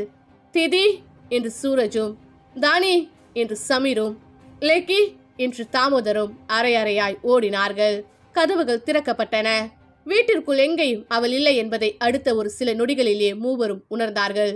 மூச்சு திணறியபடி மூவரும் ஒரே நேரத்தில் திரும்ப வந்து நின்றனர். மூவரின் பார்வையும் சந்தித்தன. ஒரு நொடி அமைதி. எந்த பேச்சும் இல்லை. அந்த அமைதிதான் அதிகம் கத்தியது. பதட்டம். பக்கத்துல எங்கேயாவது போயிருக்கலான்னு பாப்போம் என்றார் தாமோதர். மூவரும் வீட்டை விட்டு வெளியே வந்தார்கள். ஆளுக்கு ஒரு பக்கமாக சென்று சுற்றிலும் தேடினார்கள். வீட்டிற்கு பின்பக்கமாக சென்ற தாமோதர் சுற்றிலும் பார்த்துவிட்டு பார்வை கீழே கிடந்த மண்ணில் பதிய ஏதோ ஒரு தடம் தெரிந்தது. குனிந்து பார்த்தார். மண்ணில் ஒரு தடம், புதிதாக ஏற்பட்டிருந்த தடம், யாரையோ இழுத்து சென்ற மாதிரி. சூரஜ்! அவர் குரல் அதிர்ந்தது. சூரஜ் முன்பக்கமாக இருந்து ஓடி வந்து சேர்ந்தான். தாமோதர் கீழே பார்த்து கொண்டிருப்பதை பார்த்ததும் அவனும் குனிந்து அந்த தடத்தை பார்த்தான். சமீரும் வந்து சேர்ந்தான். மண் பாதை முழுக்க அந்த தடம். அது நேராக மேற்கு மலையை நோக்கி சென்றது. சற்று தள்ளி புதருக்கிடையே ஏதோ மின்னியது. சமீர் ஓடி சென்று குனிந்து கையால் எடுத்தான். அது தானியாவின் சங்கிலி. அவன் எதுவுமே சொல்லவில்லை. அவன் பார்வையின் குறிப்பை அறிந்த சூரஜ் அந்த தடம் போன திசையில் முதலில் ஓட ஆரம்பித்தான். அதற்கடுத்து தாமோதர், அவர்களை தொடர்ந்து சமீர் ஓட ஆரம்பித்தான். முல்காவ், மேற்கு மலைக்கு போகும் வழி. தானியா இழுக்கப்படுகிறாள். மண், கற்கள், முள், செடிகள் எதிலும் மோதாமல் மண்ணிற்கு ஒரு அடி மேலே காற்றில் இழுத்து செல்லப்பட்டாள். கண்ணுக்கு தெரியாத கை ஒன்று தரதரவென அவளை இழுத்து செல்கிறது. அவளால் நிறுத்த முடியவில்லை. கட்டுப்பாட்டை இழந்திருந்தாள். முடி காற்றில் புரளுகிறது.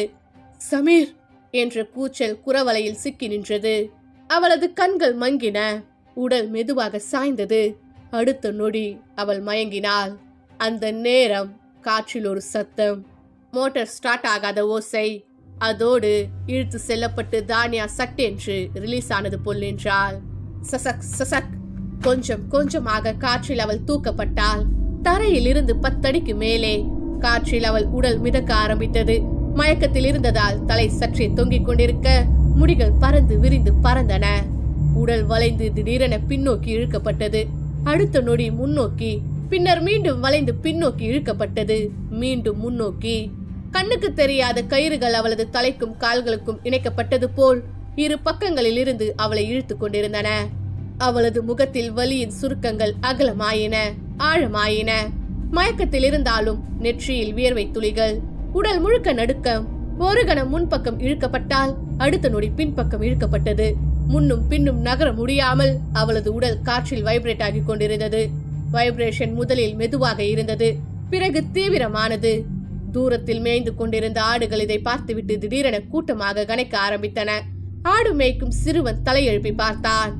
அந்தரத்தில் மிதக்கும் ஏதோ ஒரு உருவம். என்னவென்று அவனுக்கு புரியவில்லை. கூர்ந்து சில நொடிகள் பார்த்தான். திடுக்கிட்டான். அடுத்த ஒரு அலறல்.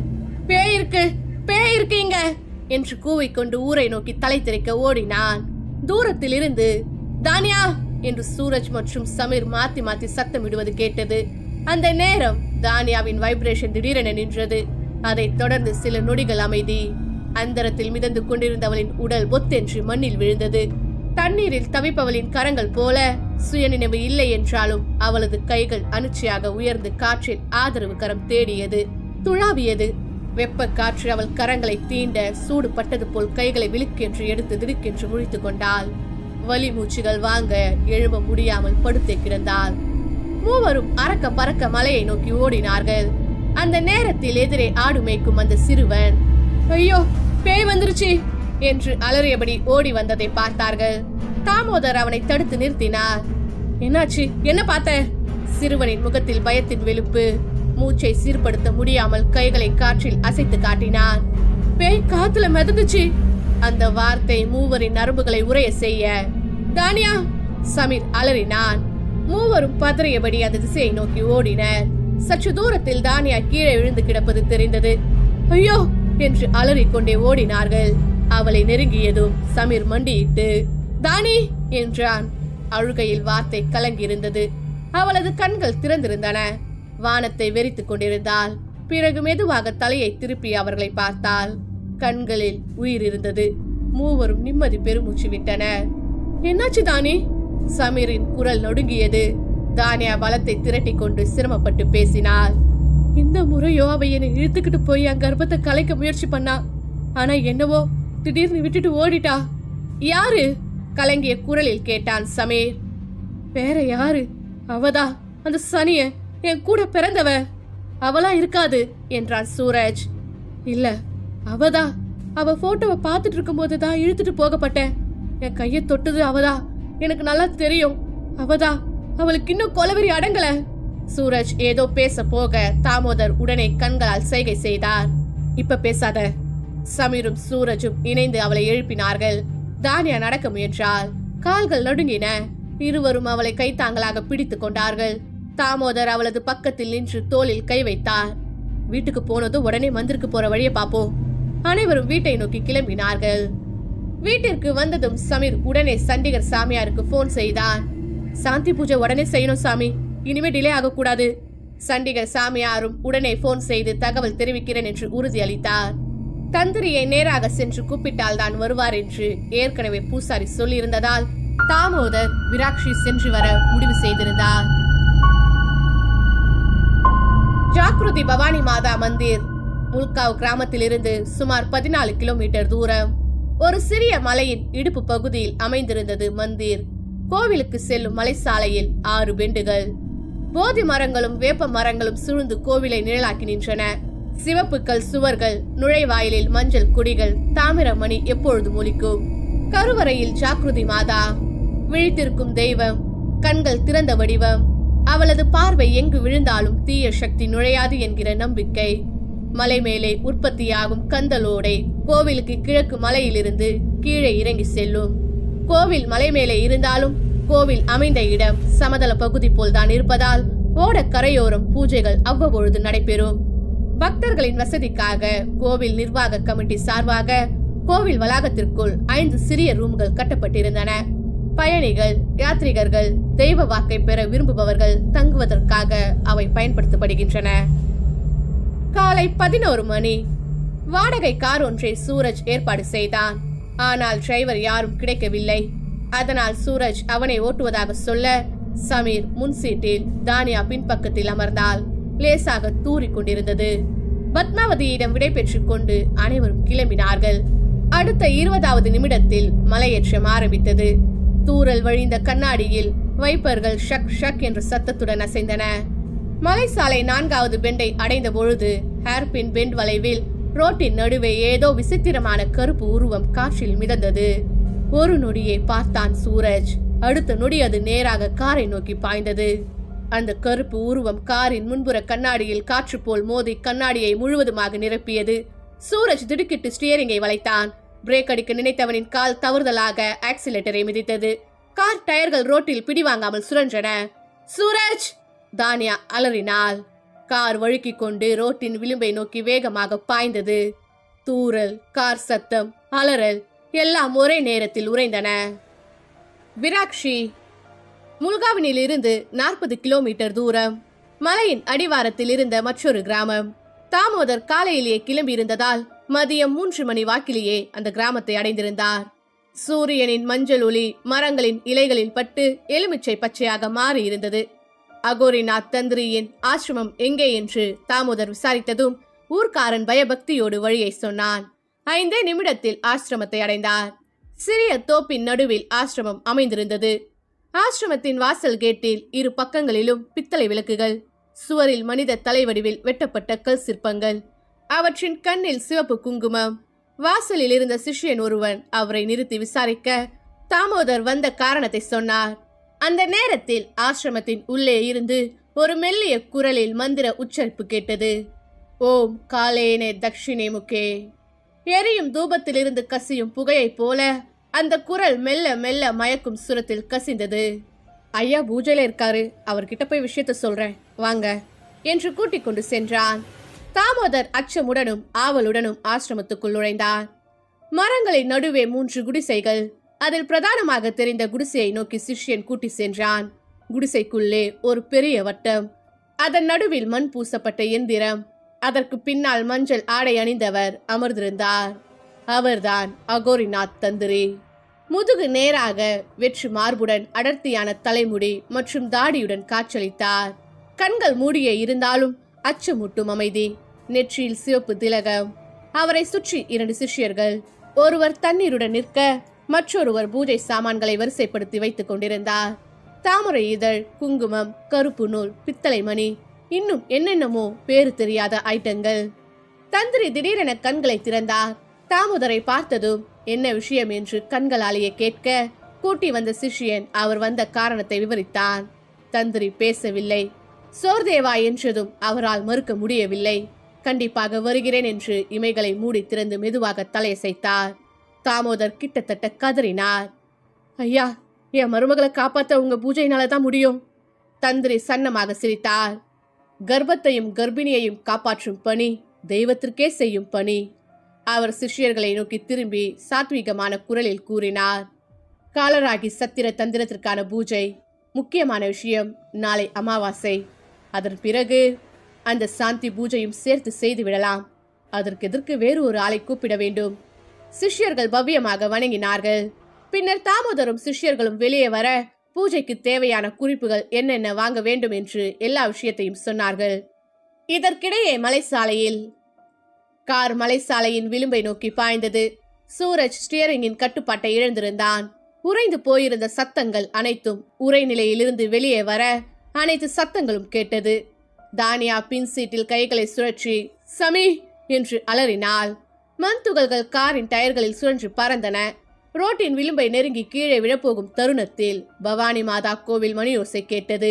கார் விளிம்பை தாண்டி விழுந்து விடும் முன் திடீரென பிரேக் அடித்தது போல் நிற்க கார் டயர்களின் சத்தம் கிரீச் என்று டயர்கள் மலை ரோட்டின் விளிம்பில் அப்படியே உறைந்தது போல் நின்றிருந்தது. அந்த திடீர் பிரேக்கால் மூவரும் ஒரே நேரத்தில் ஜெர்க்காகி முன்னால் தள்ளப்பட்டு மீண்டும் பின்னால் வந்தனர். சீட் பெல்ட் போட்டிருந்ததால் பெரிய அளவில் ஆபத்தில்லை.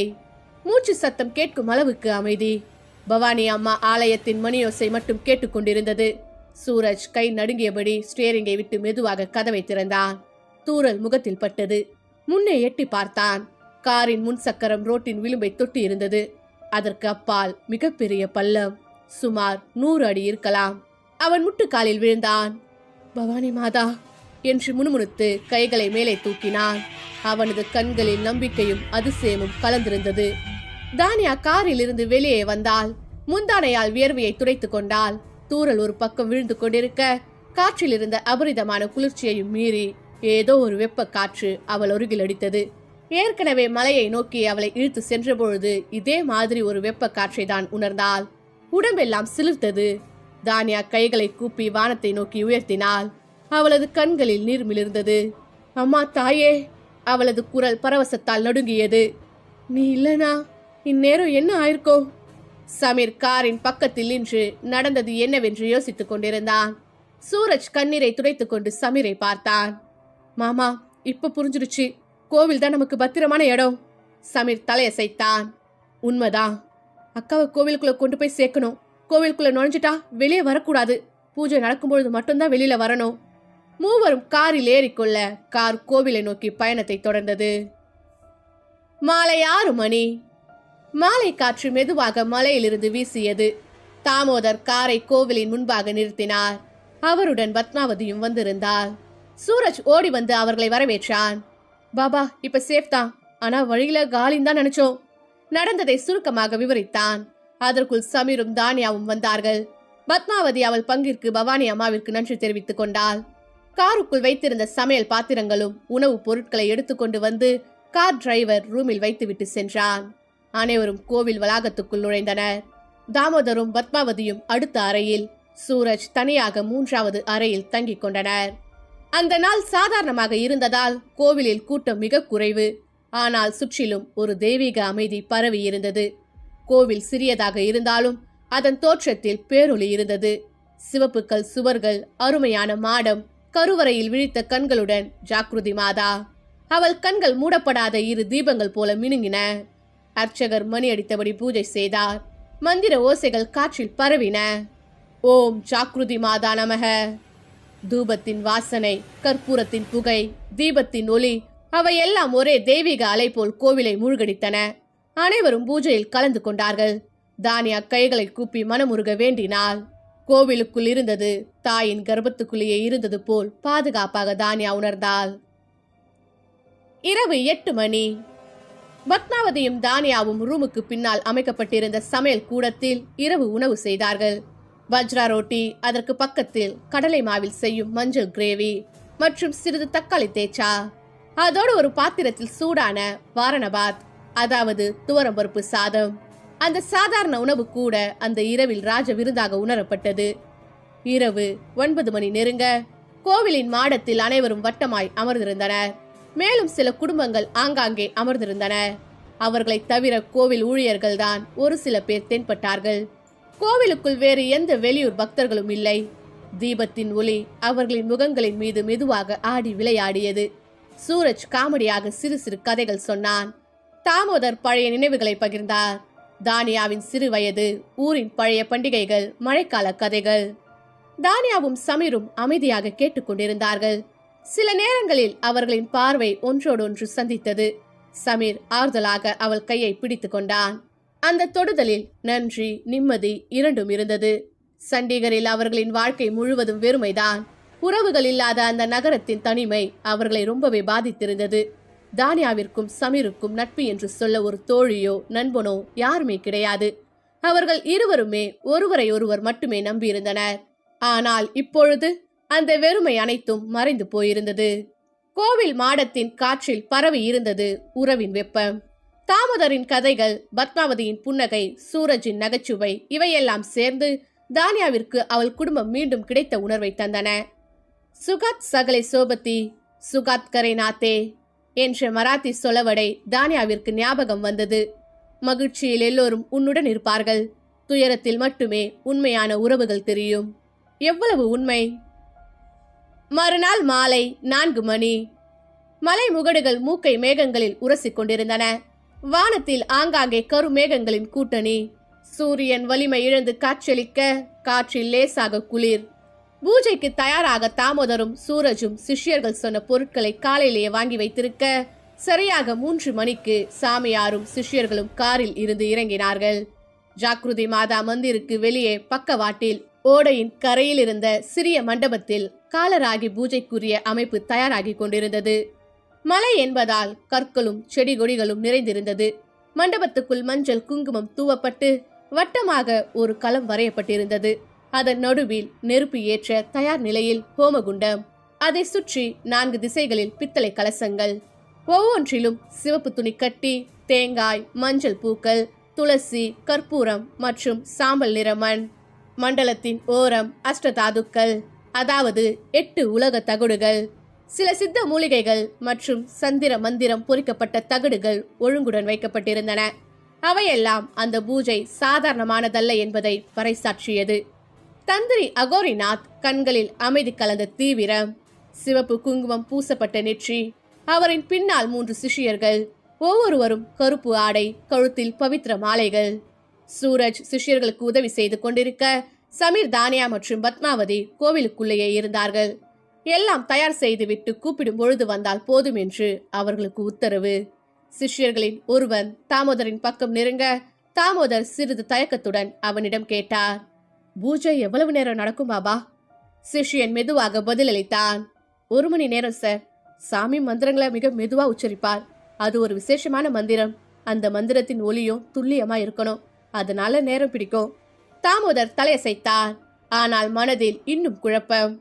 பூஜை முடிஞ்ச பிறகு அந்த பேய் அதை அடக்கிட முடியும் தானே?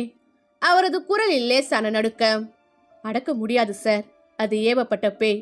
ஆனா அதன் பாதிப்பு உங்க மருமகளுக்கு வராம சாமி தடுப்பார். பூஜை முடிந்ததோ அவ மீதான ஏவல் முறியடிக்கப்படும். கவலைப்படாதீங்க. அதற்கு தாமோதர், அமாவாசை சமயங்கள்ல அந்த பேய்க்கு சக்தி அதிகமா இருக்கும்னு சொன்னாங்களே, இன்னைக்கு பூஜையை முடிச்சிருவார்ல, அதனாலதான் சாயங்காலமே ஆரம்பிச்சிட்டோம். கண்டிப்பா முடிஞ்சிரும். சிஷ்யன் சொல்லிவிட்டு நகர தாமோதர் மெல்ல வானத்தை நோக்கி நிமிர்ந்தார். கருமேகங்களின் கூட்டணி வலிமையாக கொண்டிருந்ததை போல் தோன்றியது. மழை இப்ப பேஞ்சிடக்கூடாது தாயே, தாமோதர் மனதுக்குள் வேண்டிக் கொண்டார். அவர் வேண்டி முடிக்கவும் கிழக்கு வானத்தில் ஒரு பெரிய மின்னல் கீற்று மேகங்களை பிளந்து கொண்டு பளீர் என்று வெட்டியது. தாமோதர் வானத்தை நோக்கி ஏதோ யோசனையாக இருந்ததை அகோரிநாத் தந்திரி கவனித்தார். மெல்லிய புன்னகையுடன் அவர் சொன்னார், கவலைப்படாதீங்க. வழக்கமா இந்த மாதத்துல, குறிப்பா இந்த நேரத்துல லேசா தூருமே தவிர அடைமழை வராது. மலைப்பாதை இதே மாதிரியே இருக்கும். மேகங்கள் வந்து தங்கிட்டு போயிடும். அது ஞான திருஷ்டியால் சொன்னது போல தோன்றினாலும் உண்மையில் அந்த பிரதேசத்தின் வானிலை மாற்றங்களை பற்றிய தந்திரியின் அனுபவ அறிவே அது. அவரின் அமைதியான குரல் தாமோதருக்கு சிறிது நிம்மதியை தந்தது. ஆனால் உள்ளத்தில் இன்னும் ஒரு சிறிய பதட்டம் நிழலாகவே இருந்தது. மலைகளின் மேலே மின்னல்கள் ஒளிர்ந்தன. அதே சமயம் மண்டபத்துக்குள் பூஜைக்கான ஆயத்தங்கள் முழு வீச்சில் நடந்து கொண்டிருந்தன.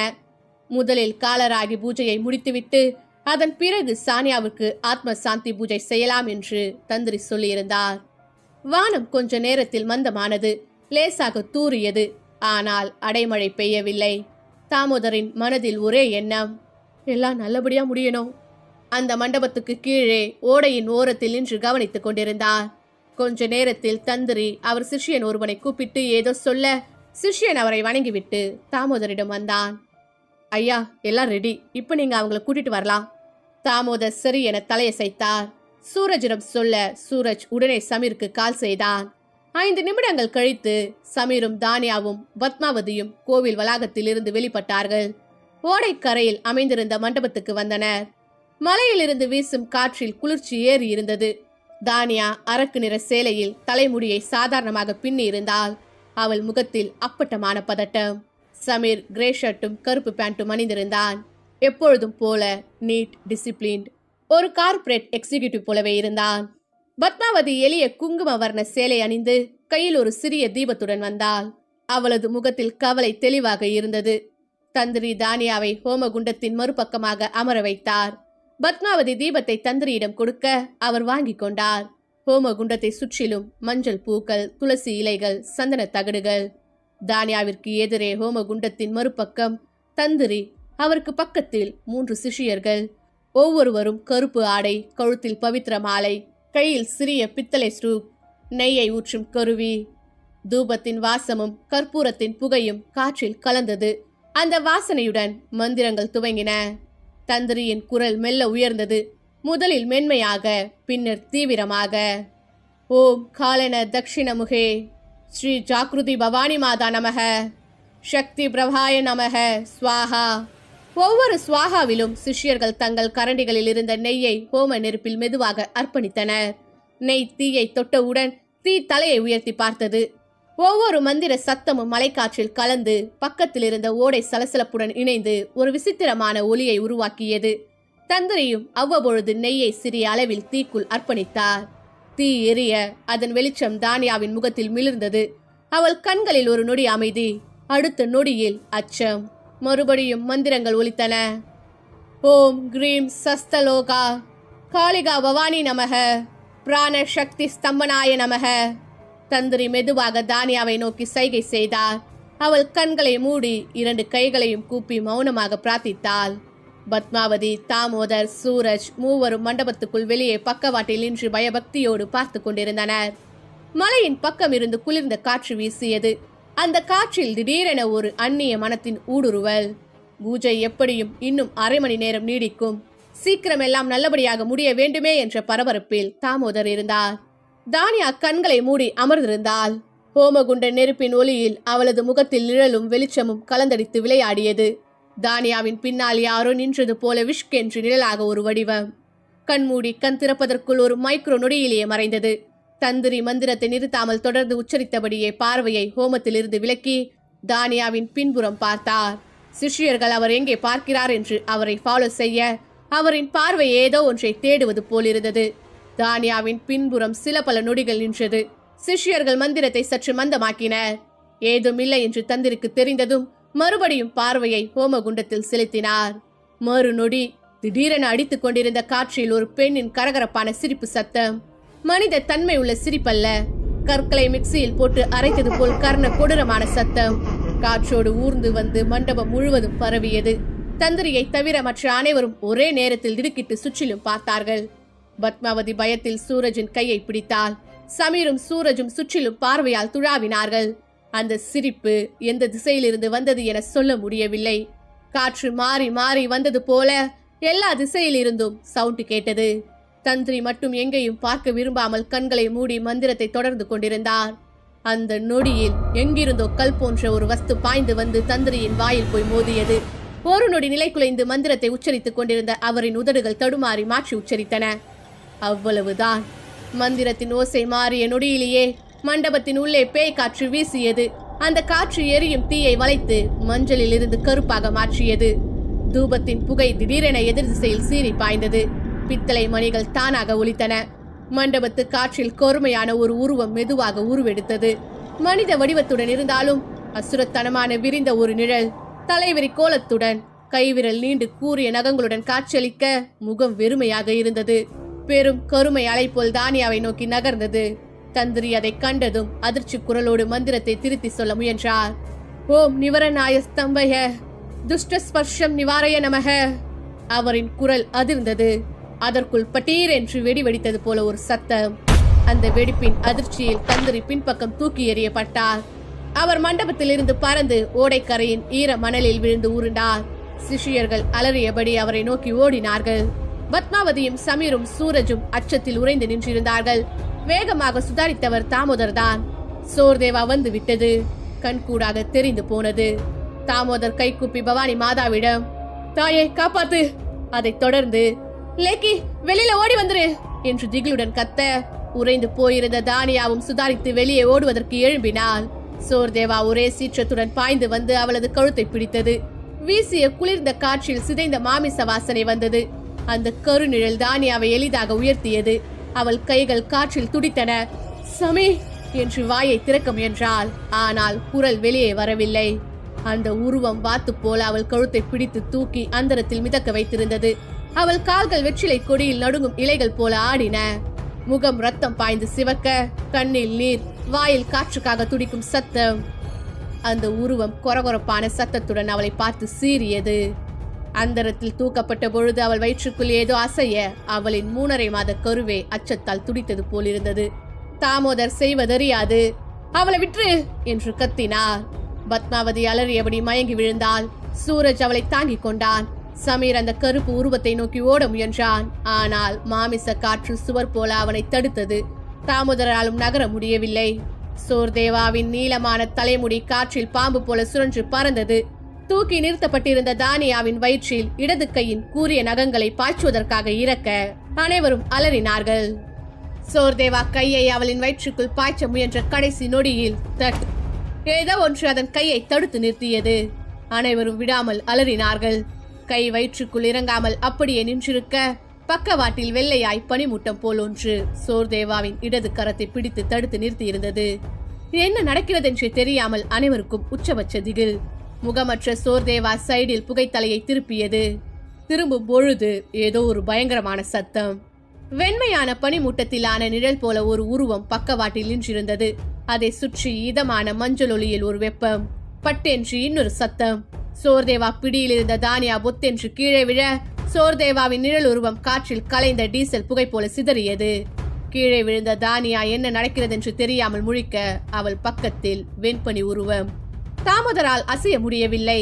ஆனால் லேக்கி இங்கிருந்து ஓடிடு என்று கத்தினார். சமீரும் ஓடி சென்று தானியாவை காப்பாற்ற முயன்றான். முடியவில்லை.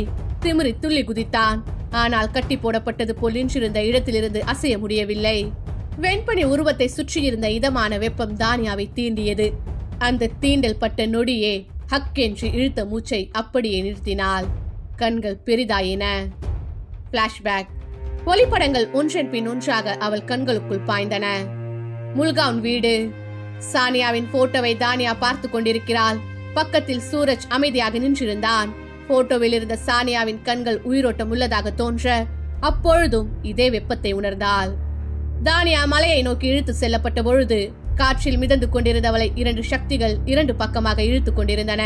ஒரு கணம் முன்பக்கம் இழுக்கப்பட்டால் அடுத்த நொடி பின்பக்கம் இழுக்கப்பட்டது.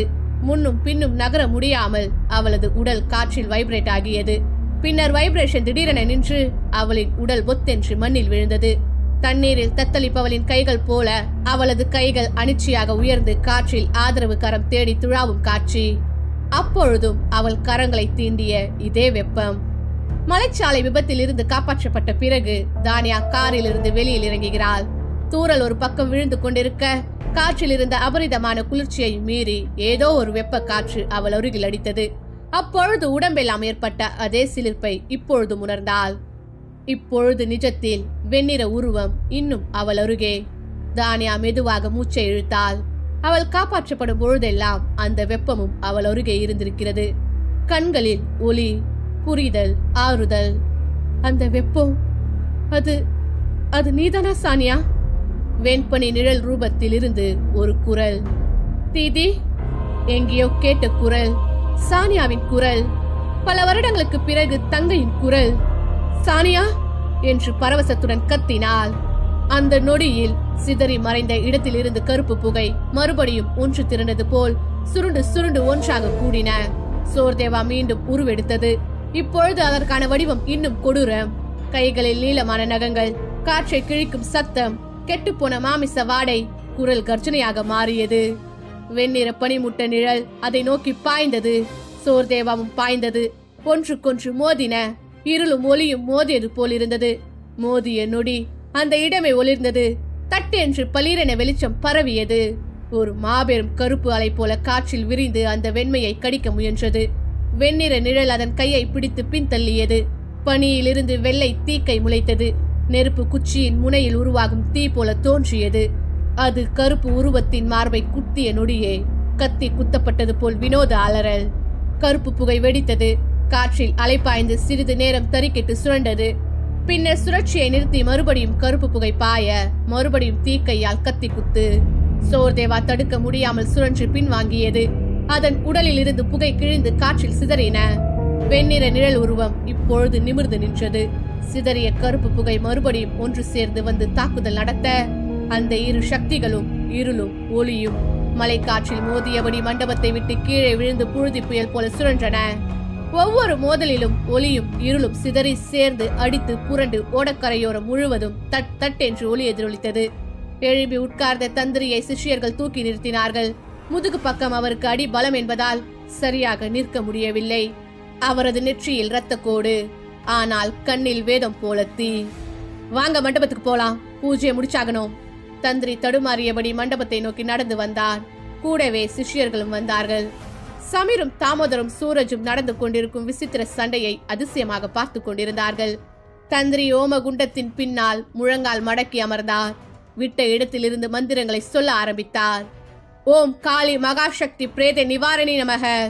ஓம் துஷ்ட பாவன் நாயினி ஸ்வாஹா. ஓம் ஜாக்ருதி பவானி துஷ்ட ஸ்பர்ஷம் நமக. மந்திரம் ஒவ்வொன்றாக சொல்லும் பொழுது சத்தமும் சக்தியும் அதிகரித்தது.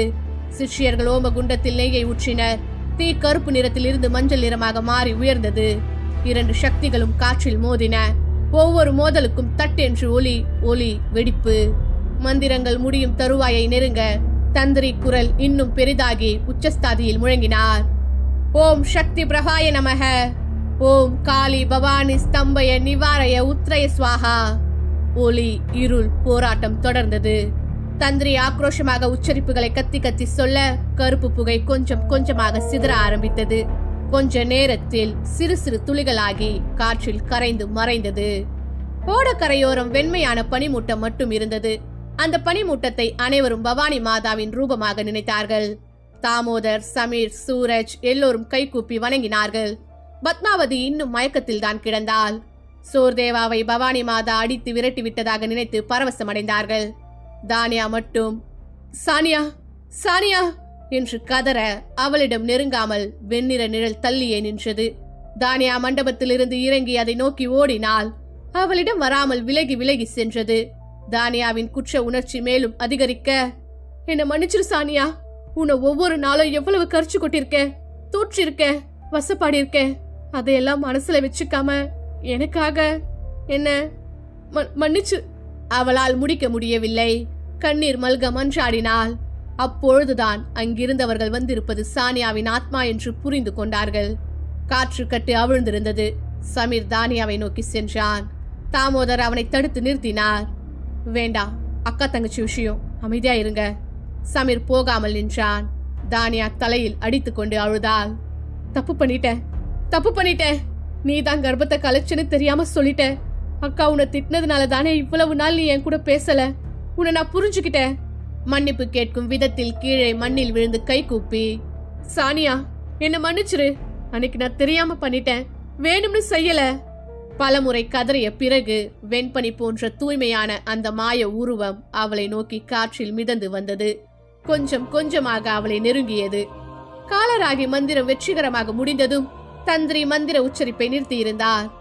உருவம் இல்லாத வெண்பனியாக ஒரு புகை தானியா முன்னால் மிதந்து கொண்டிருந்ததை அனைவரும் திக் திக் என்று பார்த்து கொண்டிருந்தார்கள். கீழே கிடந்த தானியா மேல் புகை மெதுவாக படர்ந்தது. தானியாவின் உடம்பெல்லாம் சிலிர்க்க, மனசுக்கு இதமான வெப்பம். அவள் துன்பமெல்லாம் துயரமெல்லாம் பயமெல்லாம் காணாமல் போனதை போல் உணர்ந்தாள். தாயின் கருவறைக்குள் இருக்கும் பத்திரத்தை உணர்ந்தாள். தாரை தாரையாக கண்ணீருடன் தானியா சட்டென்று எழும்பி உட்கார்ந்தாள்.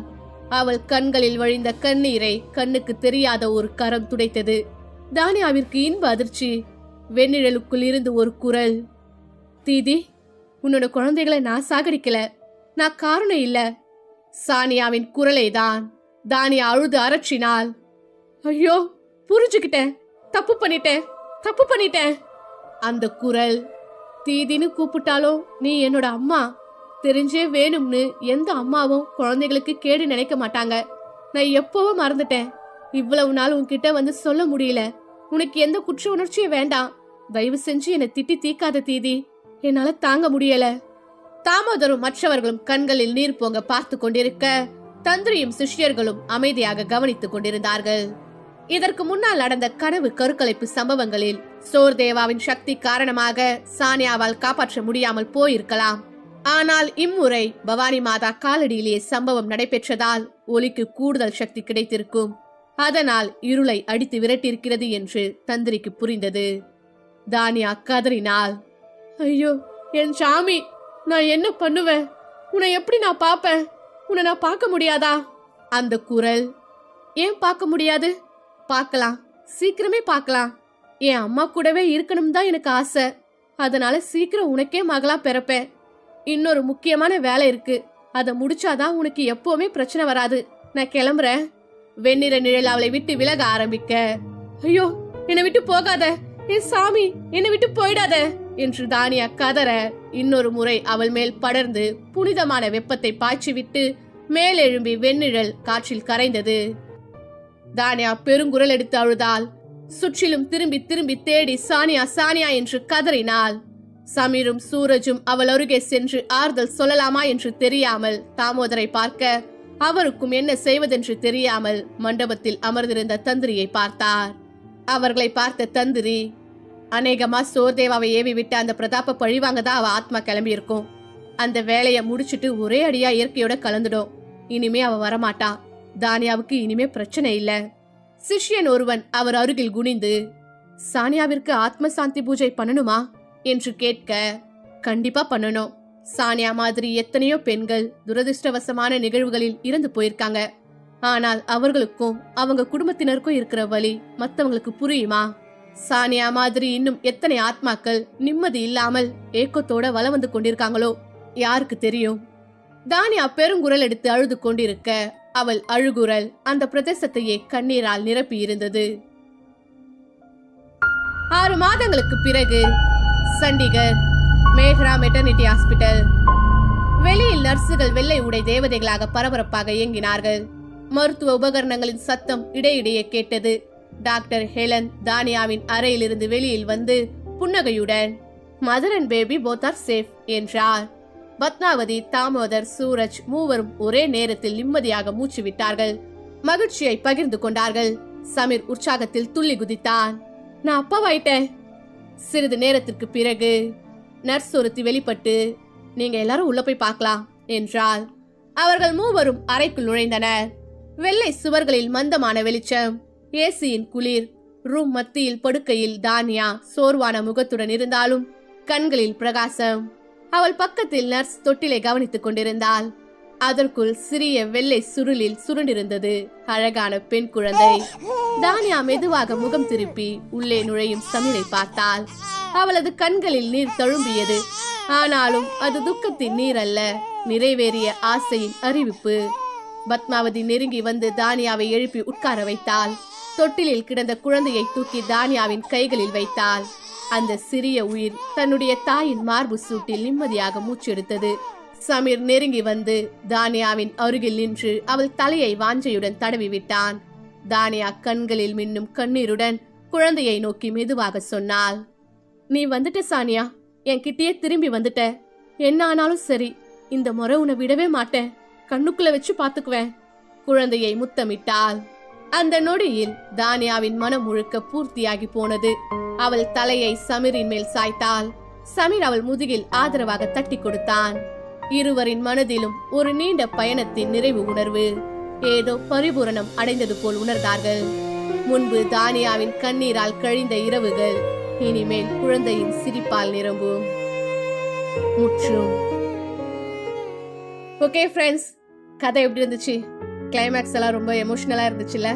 எப்படி இருந்துச்சுன்னு மறக்காம கமெண்ட் பண்ணுங்க. ஓகே, அடுத்து இதே போல ஒரு நல்ல நாவலோட உங்களை நான் மீட் பண்றேன். அது வரைக்கும் நான் உங்கள் ஷெல்லி. பாய்.